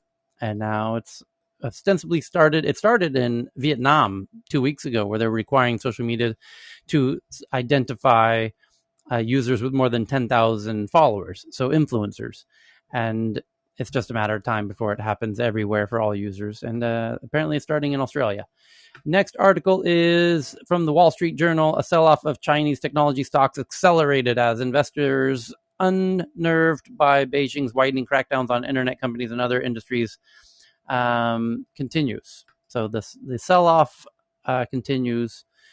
And the next article is somewhat related to the last 3 headlines, believe it or not, from Vinay, that a loss, why China's crackdown on edtech companies bodes well for Indian startups. China wants its online tutoring companies to go nonprofit. The drastic move could not only destroy its $100 billion edtech market, but also benefit India. And indeed it will, as I predicted. And this headline is confirming what I suggested, which is this is going to be a huge benefit for Indian edtech startups, because that's the second biggest market on the planet for edtech. And the investors who are investing in the Chinese edtech market are going to look to reallocate their money. That's what they call themselves, capital allocators. And they're going to reallocate that capital into likely India is going to be one of the first places they consider to reallocate, as they should. It's the Well, second biggest ed tech market. yeah, well, Tyler, with the drop of the cost of some of the Chinese ed techs, the highest valued ed tech company in the world is now an Indian company called Byju's. There you go. And related to robots, Google, the e-commerce side of things. This is breaking news. This just came in the past few minutes. Google announces more powerful search for online retailers. Google's bringing the power of its iconic search engine to online retailers. The company today announced the general availability of what they call Google Cloud Retail Search, which is a new managed service that it gives retailers their own version of the Google search engine that customizes for their digital properties. And Google says the idea is to help reduce the costly problem that's known in the industry as search abandonment. The term is similar to the well-known phenomena of shopping cart abandonment, where an online shopper begins blah, blah, blah, blah, blah. You get the idea. I'm going to tweet it out. It's a long article, but this is going to, no doubt, Google is going to be a big player in e-commerce because they've got the best search algorithms and whatnot, which they're going to indeed monetize towards e-commerce. China's own gaming market is heavily regulated. It does not allow games that contain certain political views. And so that's why CNBC, I'm just retweeting this article, Chinese tech giants are snapping up gaming studios around the world. Indeed, after decades of the US and Japan dominating the gaming space, China's influence is growing as its tech giants snap up gaming studios all around the world. Indeed, Tencent is the big name in that space. And they are indeed investing and acquiring lots of game studios. The issue that's implied here is that China invested in movie production, and when they do, they get final edit of everything that is said and shown in any Hollywood movie these days, and they can shape narratives. So there's no mention of Taiwan in any Hollywood film. And so it's going to be very interesting because that's just ostensibly the beginnings of what could become an endless list of kind of policies and viewpoints and perspectives, political views that China will insist become embedded into video games as they become one of the big video game owners. Cheryl? Yeah, no, I'm just saying Olympics. They call the Taiwan people Chinese Taipei on their jersey, and then but the Japanese commentator always call them Taiwan. Okay, and then Lilium, which is you have to see the Lilium jet. It's a flying taxi startup called Lilium, based out of Germany, and they've partnered with another German company, a battery specialist called Custom Cells, to power its planned 7-seater E-Jet, which is the sexiest looking electronic airplane thing you have ever seen. And it flies. I've seen videos of it flying, and it's freaking unbelievable. You have to see it, and it's a bunch of very small jets under the wings of the airplane, for lack of a better word. It does vertical takeoff and landing. It's incredibly simple to fly.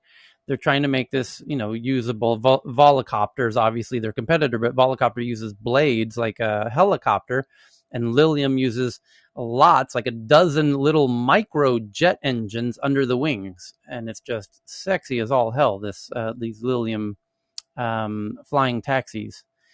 So I desperately want one of those here on my to transport me across the little island If here in I had Thailand. to make Yeah.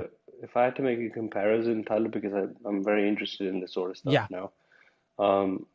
If you look at the assembly videos, those quick simulation video things that they do, No. Volocopter is kind of like the Volvo, and this thing's kind of like the Porsche, put simply. Okay. Yeah. Yep. The other interesting headlines at this very minute, Monica had one. Monica, are you on stage? She's proudly announcing unicorn number 17 for India for the year 2021, and they had unicorns before 2021, so I think they're well into the 20s in the number of unicorns. But my goodness, 17 unicorns in the first half, essentially, of 2021.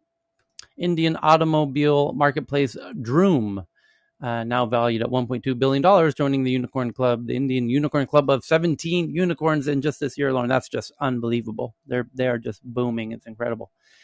China targets mobile pop-ups in latest tech crackdown. Oh, so another day, another new arm of the tech landscape is getting cracked down on. My goodness, China moves so unimaginably quickly. It blows my mind.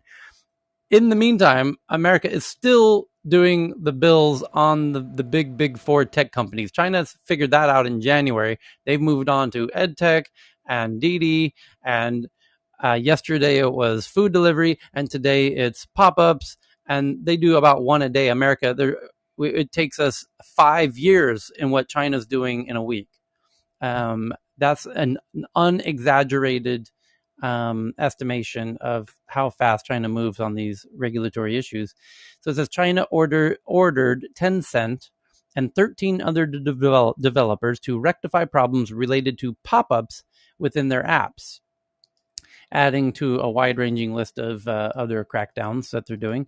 So that now they're telling these companies, how to regulate their pop-ups that they do within their apps. And again, that would take years to do in the US alone. So Chinese bike sharing startup called Hello scraps plans for US IPO. And if you follow us every day, you know goddamn well why they're scrapping that IPO, because they're not stupid and they don't want to have happen to them what happened to Didi. And I can make the world's easiest prediction. They're going to IPO in Hong Kong in about 6 months. And they're going to announce that in about a month. And super easy prediction. Aaron, if you're still with us, you've got one about digital identities, whether government issued or self-sovereign will enable so many validated digital experiences such as the metaverse and whatnot. The new Digital Identity Advisory Council is established in New South Wales, Australia, as we talked about in the news video clip that I wasn't able to share because it's a video, but now we've got the actual article from New South Wales itself on nsw.gov.au. So this is the actual government's webpage, and the headline on their own government webpage is New Digital Identity Advisory Council is established. And let's have a looky-loo at what they call the roadmap. The New South Wales government has established a digital identity ministerial advisory council called the DIMAC, D-I-M-A-C, that will advise on strategic direction and roadmap for the digital identity in the state. The Minister for Digital and Customer Service, called Victor de Manello, said that the DIMAC brings together experts from a range of sectors to ensure personal privacy and security are enshrined in all policy making design. Being able to prove and trust identity, being able to prove and trust identity digitally is a key foundation for modern society and drives productivity and innovation. The government is implementing a transformational digital agenda, involving the Service New South Wales app and delivery of stimulus such as Dine and Discover vouchers and business supports grants. This is a whole lot of government speak here. We need to surround ourselves with top experts to remain ahead of the game. Privacy and trust are the hallmarks of our democracy and will continue to remain at the forefront of the service delivery. We've already demonstrated how digital products like the digital driver's license actually improve and enhance identity protection. Digital identities must be underpinned by robust fraud controls. Fraudulent identities are often used to enable serious and organized crimes such as drug trafficking, human trafficking, and child exploitation. The New South Wales Police Force has a world-class cybercrime squad.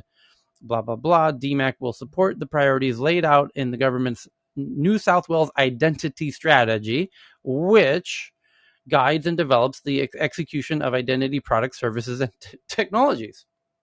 The first DMAC meeting will take place today, and they list the people who take part in it. And Tyler, yes. Can I just say something? The Nordic Capital bought out a firm in the United States. I'm forgetting the name, but it basically manufactures software, and the software records the healthcare records, patient records, and GP records for a massive what would be considered a massive population for a software maker, in the hundreds and thousands of individuals. Now, wouldn't that be subject to review by sovereign authorities. Yes. Have you heard of this? I know Nordic Capital very well. They're based in Stockholm. I know I've been to their office. I know I have my dearest friend.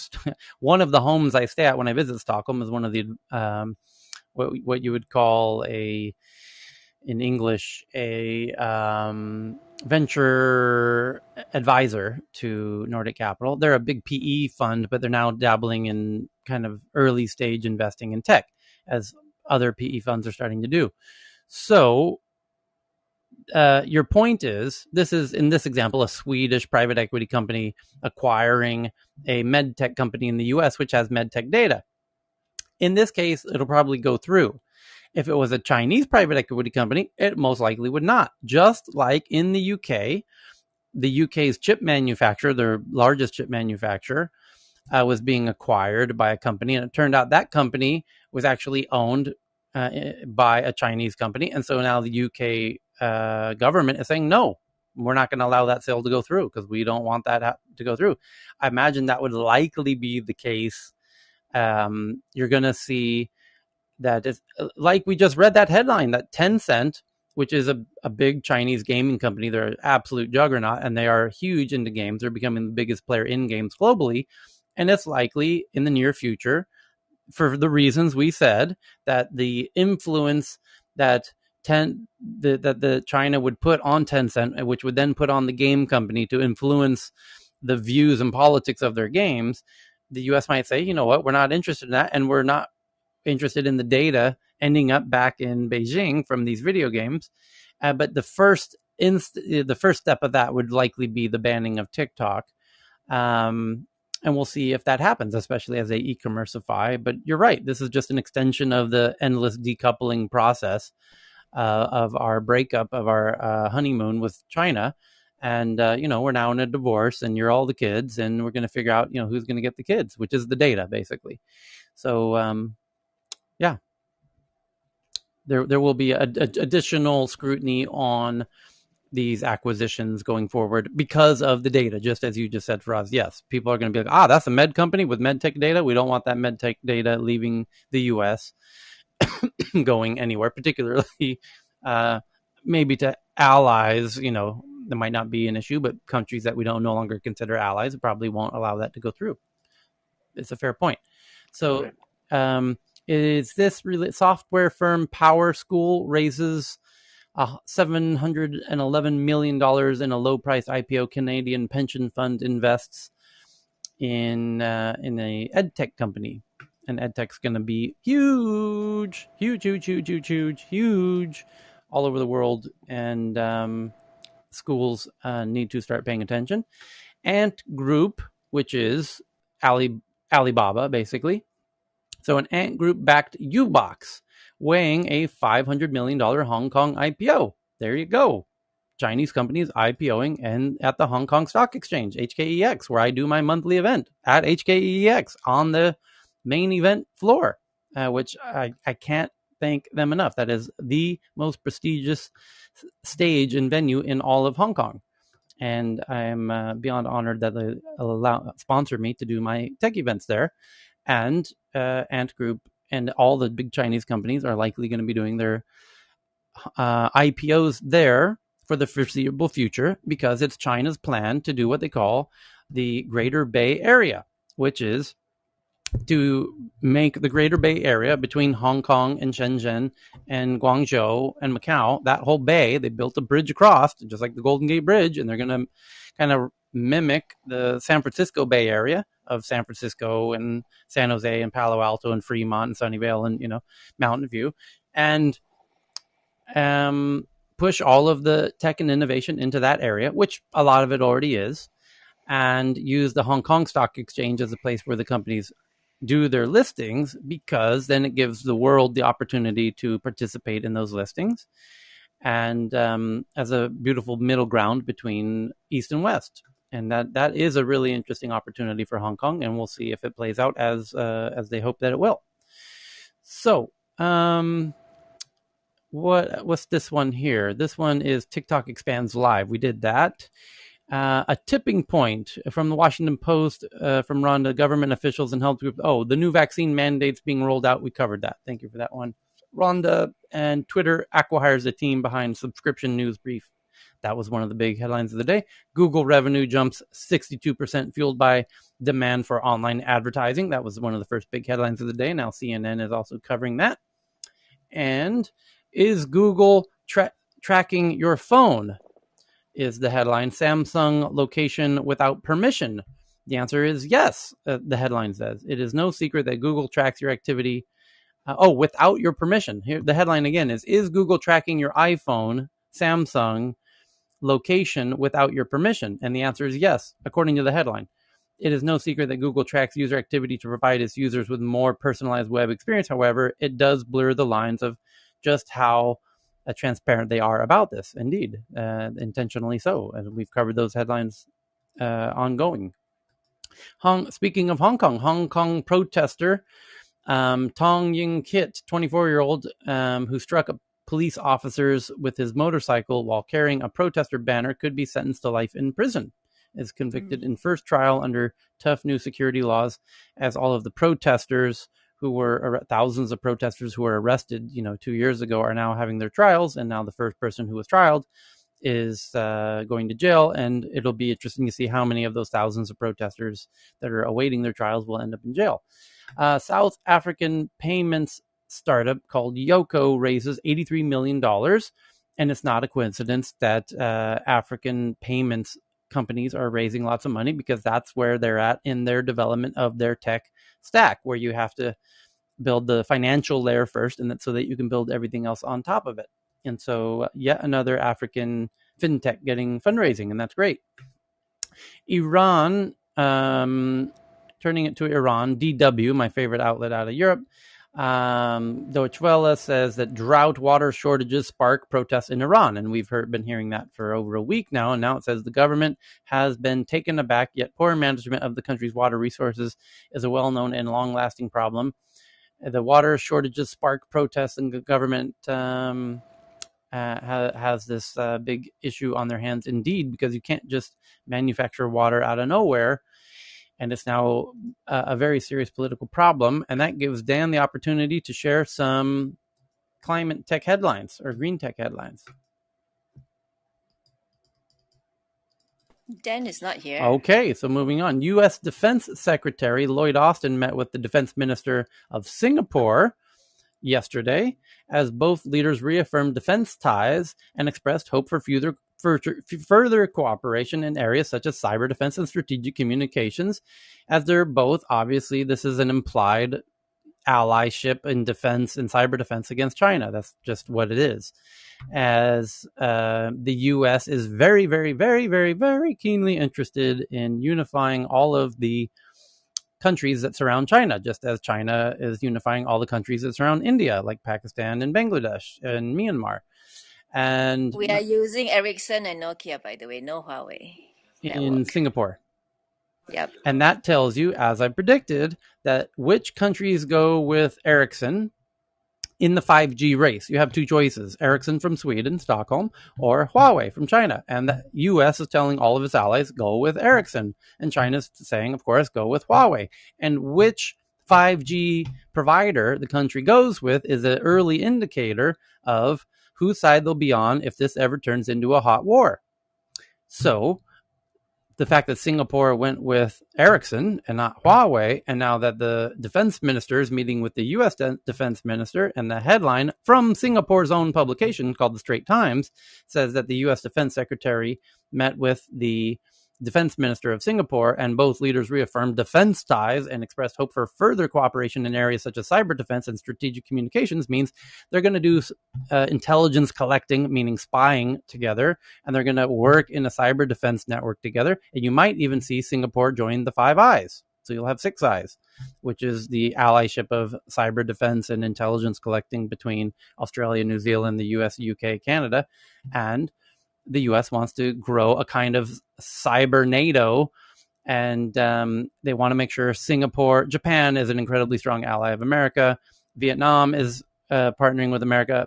Philippines, and now it appears Singapore is on board, and that's the South China Sea.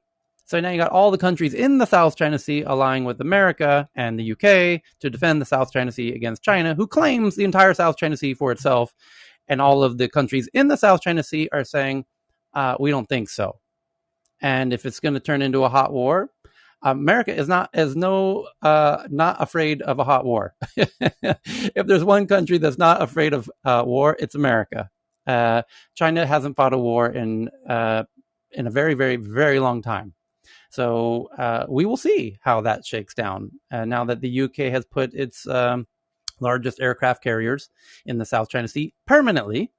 And the U.S. is going to, we're going to see how this whole Taiwan thing shakes out. And Japan has said they're going to join in militaristically as well. So your move, China. Go ahead and the world is denying your claim of the South China Sea. And let's see. Let's see who blinks first.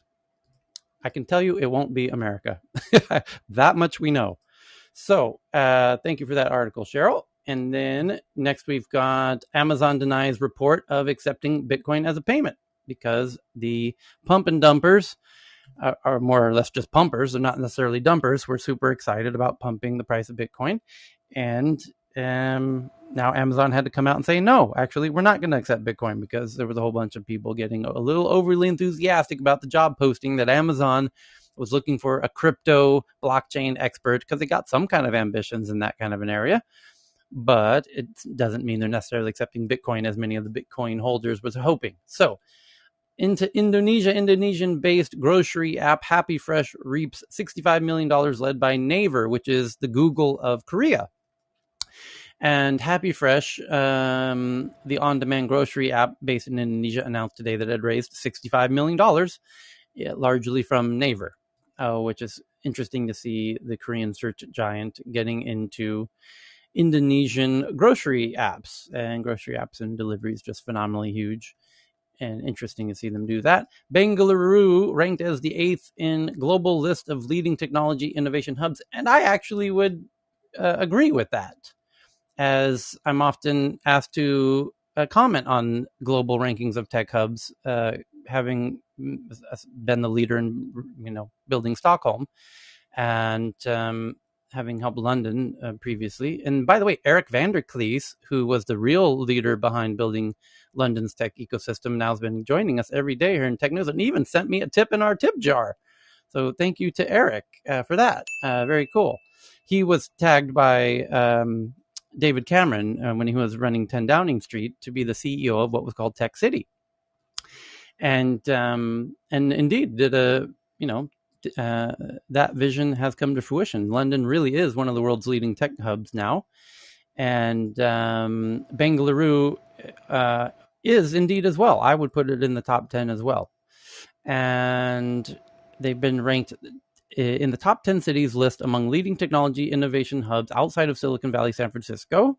The annual report titled Technology Innovation Hub surveyed more than 800 industry leaders and showed that COVID-19 has rapidly accelerated new ways of working, but the world's technology hubs are here to stay, although they may not be in Silicon Valley. And indeed, Silicon Valley is kind of, there's a bit of a diaspora, and that's a huge opportunity for everybody outside of Silicon Valley, like Bengaluru and Stockholm and Tel Aviv and even Austin and Miami to some degree in the US. But I was hoping they would list the other 10 in this list, which this article failed to do. And that's unfortunate because we could have played a very fun game of Tech News Jeopardy, but we'll have to save that for another time. So Tyler, it's there. If you scroll down, I think in paragraph 4 or 5, it's there. I'll DM it to you. I'll find it and send it to you. Let me looky. Let's do. Is it paragraph 4? I see 1, 2, 3, 4. What's the first sentence of the paragraph? Let me find it. I'm still trying to open it. So I'll come back to you. Okay. In the meantime, just want to say that there is a spike in cases in Tokyo, Kanagawa, Saitama. And I think the hospitals are saying that they're running short of beds. Yeah, the article, Vinay, mentions London, Singapore, Tel Aviv, but it doesn't put them in any kind of a list or anything like that. Yeah, sorry, I'll find the source. I'll send it to you. Maybe it's a separate article that it refers to. which could be the case. Okay, so we'll get that for you, and then we'll play Tech Hub, Tech News Around the World Jeopardy. So on the issue of Pegasus, Telegram founder blames Google and Apple. Telegram founder Pavel Durov said that the Google-Apple duopoly is a challenge for privacy. And what does he mean by that? Let's get his quote on that. You got me clicking. Telegram founder said that, it's from a tweet where he says Apple and Google impose an insane 30% sales tax on all digital goods sold on every mobile phone in the world.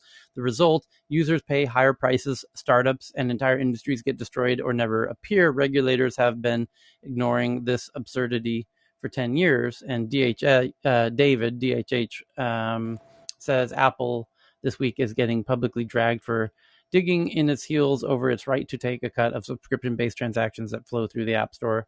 Almost unbelievably, it's also doing so in the midst of an antitrust investigations. So it's just a quick tweet comment that a journalist got excited about and made into an article.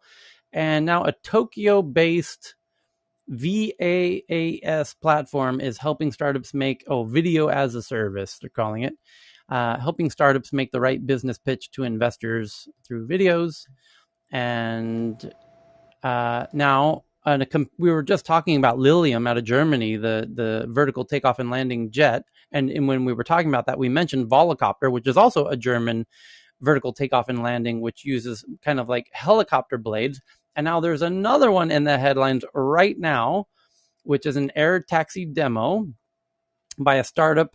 Just posted a noteworthy video of its 6-rotor aircraft, and this is Joby. And Joby is indeed one of the leaders in this vertical takeoff and landing, and their vehicle is also sexy as all get out. But it looks like a very large drone. It looks like a DJI drone that you sit in with 6 drone blades. It looks like a huge drone that you sit in. It's it's the size of a helicopter, but it has more of a drone type 6 mini blades rather than a traditional single or dual helicopter setup. And but Joby is getting, it's now between Joby and Lilium and Volocopter. And who else? Faraz, you said that you're getting hot into this space as an investor. I know you are because you're friends with the chairman of Volocopter, who you kindly brought into here, Tech News Around the World, for us to do a little interview with, that was fantastic. And who besides Joby and Volocopter and Lilium would you put in the race for vertical takeoff and landings? There's a whole bunch of them. Hyundai. There's a whole. Yeah, there's a ton. Hyundai, yeah. Hyundai for sure. Hyundai for sure. But other than Volocopter and Joby, I don't think. Indeed, there's a dozen horses in the race, but who's leading the race at the moment seems to be Joby, Volocopter, Lilium, and Hyundai. Yeah, that's the top 4. Yeah. The top 3 is Lilium, Volocopter, and Joby. Yeah.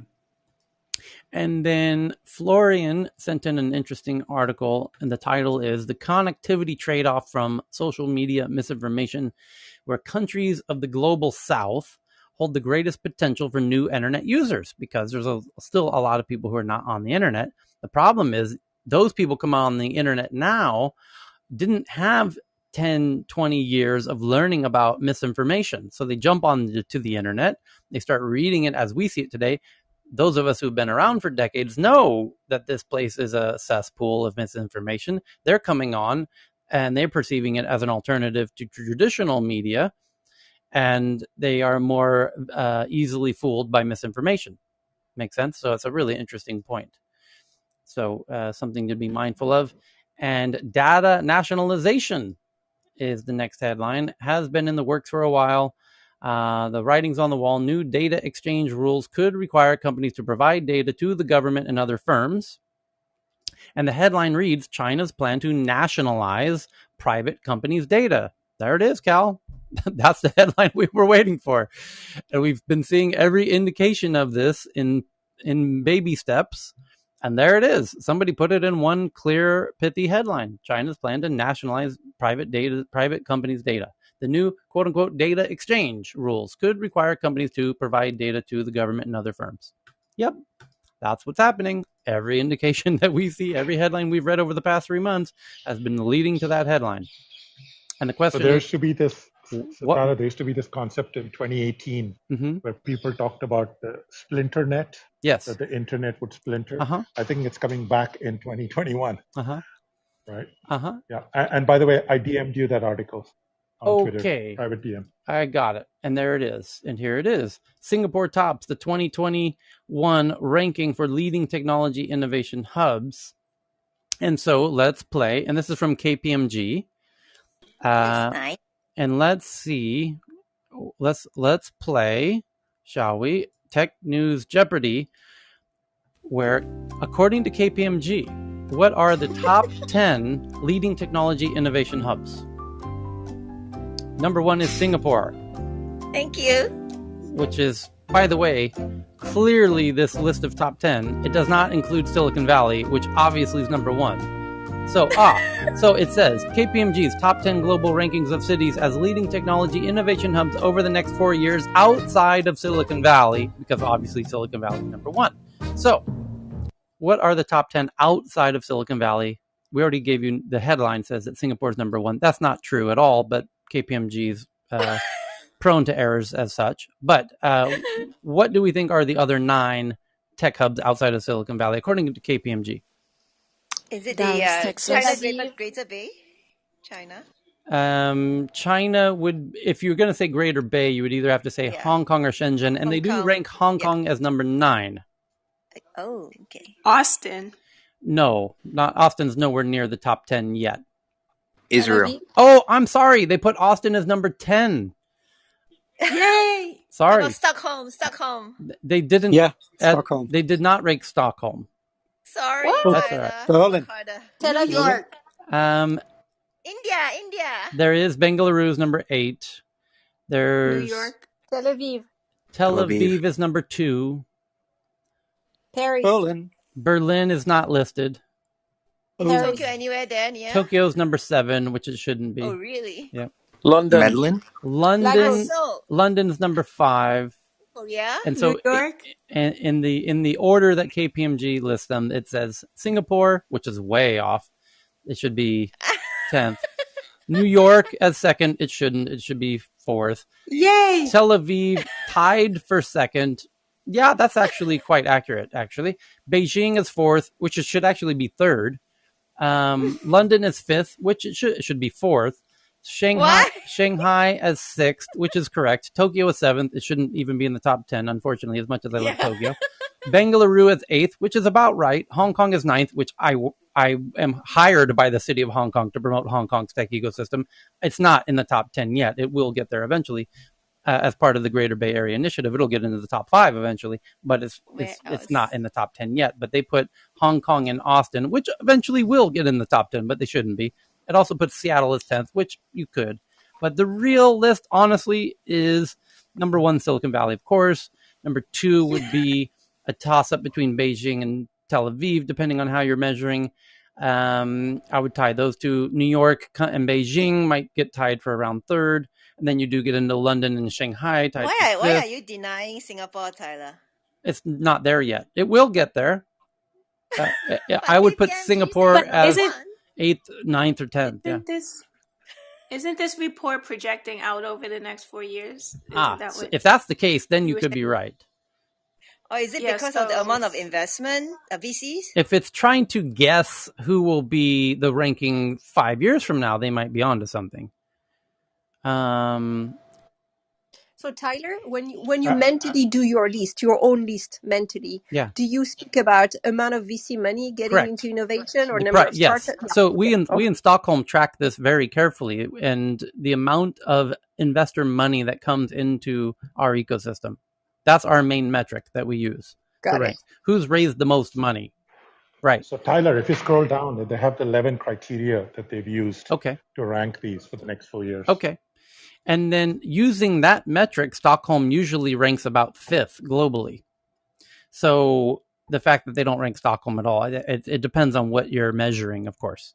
But then, got it. And mentally, again, in your list, Beijing and Tel Aviv are at par.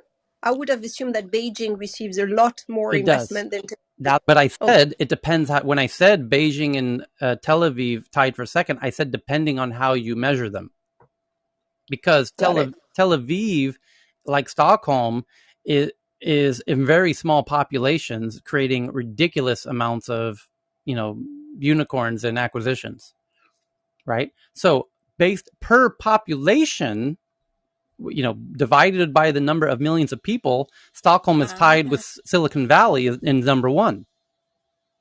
And Tel Aviv is, Tel Aviv ranks high for different reasons, not just exclusively on the number of dollars exclusively. If we stuck very strictly to that rubric, then Beijing would be clear above Tel Aviv for sure.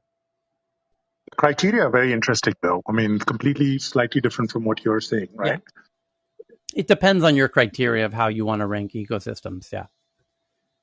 So anyway, the next big headline is that Apple's iOS 15, which is the next one that we will be downloading in probably next month, to reportedly use facial recognition to validate ID cards. Code discovered in the latest iOS 15 beta reveals Apple's working on a security system for its upcoming digital identity feature that relies on pictures of a user's face for identity verification. Apple is set to expand the utility in its wallet app of iOS 15 with support for government-issued IDs, allowing users to carry digital versions of credentials like a driver's license on an iPhone. According to code in the latest iOS 15 beta released today, users looking to add an ID to wallet will be guided through an onboarding process that involves capturing images of their face to verify claimed identity. Oh boy! I wonder if Apple will, when you do Apple login to apps now, Apple can say, hey, app, not only can we do what Facebook does with their Facebook login, but we can verify their identity, matching their state ID and their actual face. We actually know for certain who the individual is. So Apple login will make it very simple for any app to have identity verification into all the apps. And then the government's going to say, hey, Facebook, why don't you do that? Hey, Google, why don't you do that? And hey, apps, you all need to do this. So that's why yet another headline that indicates what's coming. So next big headline is that potential corneal nerve fiber loss and increase dendritic cell density in people with neurological symptoms as another long COVID effect that we're starting to realize is it has some impact on the optical nerve over long term, just like reduction in gray matter between your ears.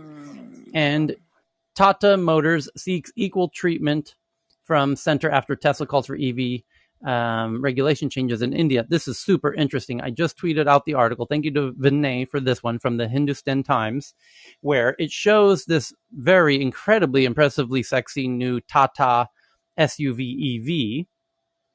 And Tata is based in India.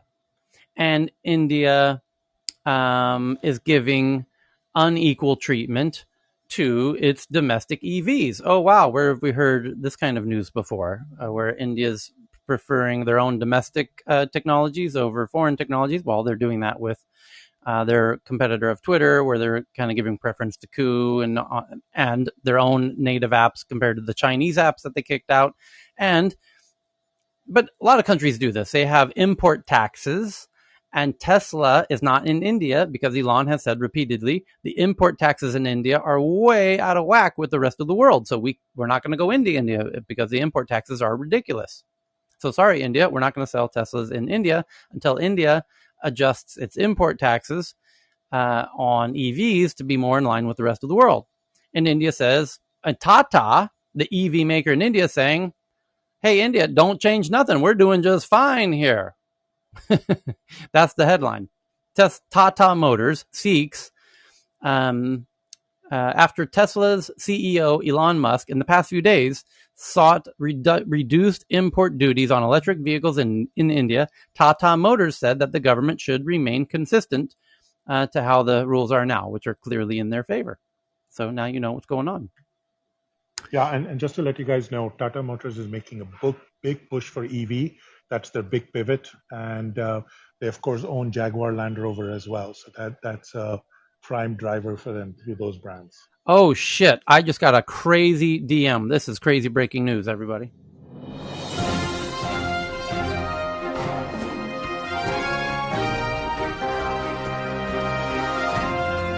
So, app developer just DM'd me saying, I'm going to read it perfectly. When we submitted our iOS app for review, as you always have to do when you submit an app to the Apple App Store, it says, when we submitted our iOS app for review last time, they were literally forcing us to add login with Apple, which is their version of Facebook login, which now works with Twitter and lots of other apps. So they're now forcing apps to, I didn't see this coming, and it's so freaking obvious. Holy cow. So Apple, I didn't even think of this. There's a lot of big apps out there. And Facebook, has Facebook login. Google has Google login. So when you sign up for Uber or Tinder or Amazon or whatever, you have the option of logging in with your Google ID or your Facebook ID or what have you. And Apple has announced Apple ID. And now Apple is the app store that all these apps live in. So if you're an app developer, a small app developer, Apple can say, oh, that's nice. You have an app and you have a login for users. Oh, you have to use Apple ID now for your login to make your app more secure, of course. Oh, boy. Now you have to, as an app developer, accept Apple ID to allow users to log in, because it will help iPhone users. It'll make logging in for an iPhone user. It makes the user far more better. It's just click, boom, one click, boom, you're done. Not 3 clicks like with the Facebook login or 3 clicks with the Google login. It's just boom, one click, boom, I'm in to your app. I logged in. I created an account in 1 click, boom, Apple account creation right into your app. But here's what's crazy about it. We just read the headline 10 minutes ago that Apple's iOS 15 is the Apple ID is facial identity and state ID backed. Apple ID is digital verified identities. So Apple ID login for all of the apps are now going to be verified identities into all the apps. Boom, done, checkmate. It's already here. I thought it was going to take a year. It's going to take like 3 months.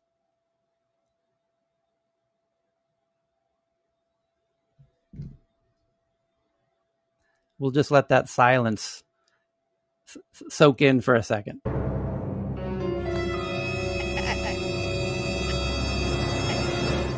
You're speechless. Cheryl, you're speechless. I thought I lost you. I was checking whether I'm still in Clubhouse. So, Apple, it's really interesting. That's an amazing DM.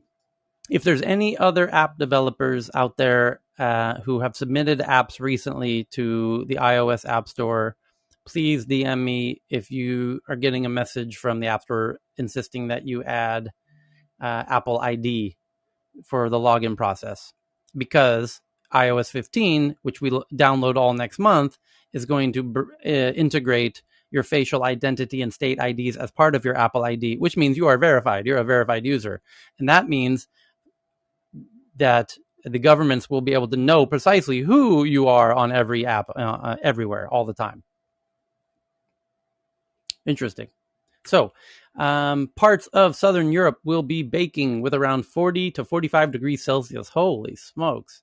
As the most intensive heat wave of summer 2021 is on the way this week. It looks like the final days of July and August will bring the most intense heat wave of summer 2021 in Europe so far. Temperatures are expected to push well above 40 C, potentially around 45 C over Greece. This will significantly increase wildfire threat across the Mediterranean region and the Balkan Peninsula. Yeah, and you can see the map from the article I'm tweeting right now to the Tech News Twitter account of where this tremendous 45 degrees C is expected. And it's all over, oh, Jesus, it covers Italy, Switzerland, Greece, the western half of Turkey, all the way up to Poland. Holy shit. That's wild. You're going to get the same thing that they had up in Canada. It's this heat dome. Wild. 45 C. They recently had tornadoes in the Czech Republic. I didn't even know that was possible in Europe. Yes, this is getting really wild. You're going to get one of these interesting new heat domes. I just tweeted it out. You can see the map. It's the whole eastern half of Western Europe, basically. Although it does cover half of Ukraine. So it's Eastern Europe and the eastern half of Europe. Wow. That's going to be nuts. So, and then we had Martin from Apparel who joined us for an impromptu little interview to talk about social commerce as they just got acquired by Klarna. And I've got another 1,000 articles to go through, but I also have to go to the bathroom and eat lunch. So we're going to pause and join again in 4.5 hours for another fantastic version of Tech News Around the World. So do please join us then, and we will get into the more fantastic headlines. Thank you, everybody. Take care.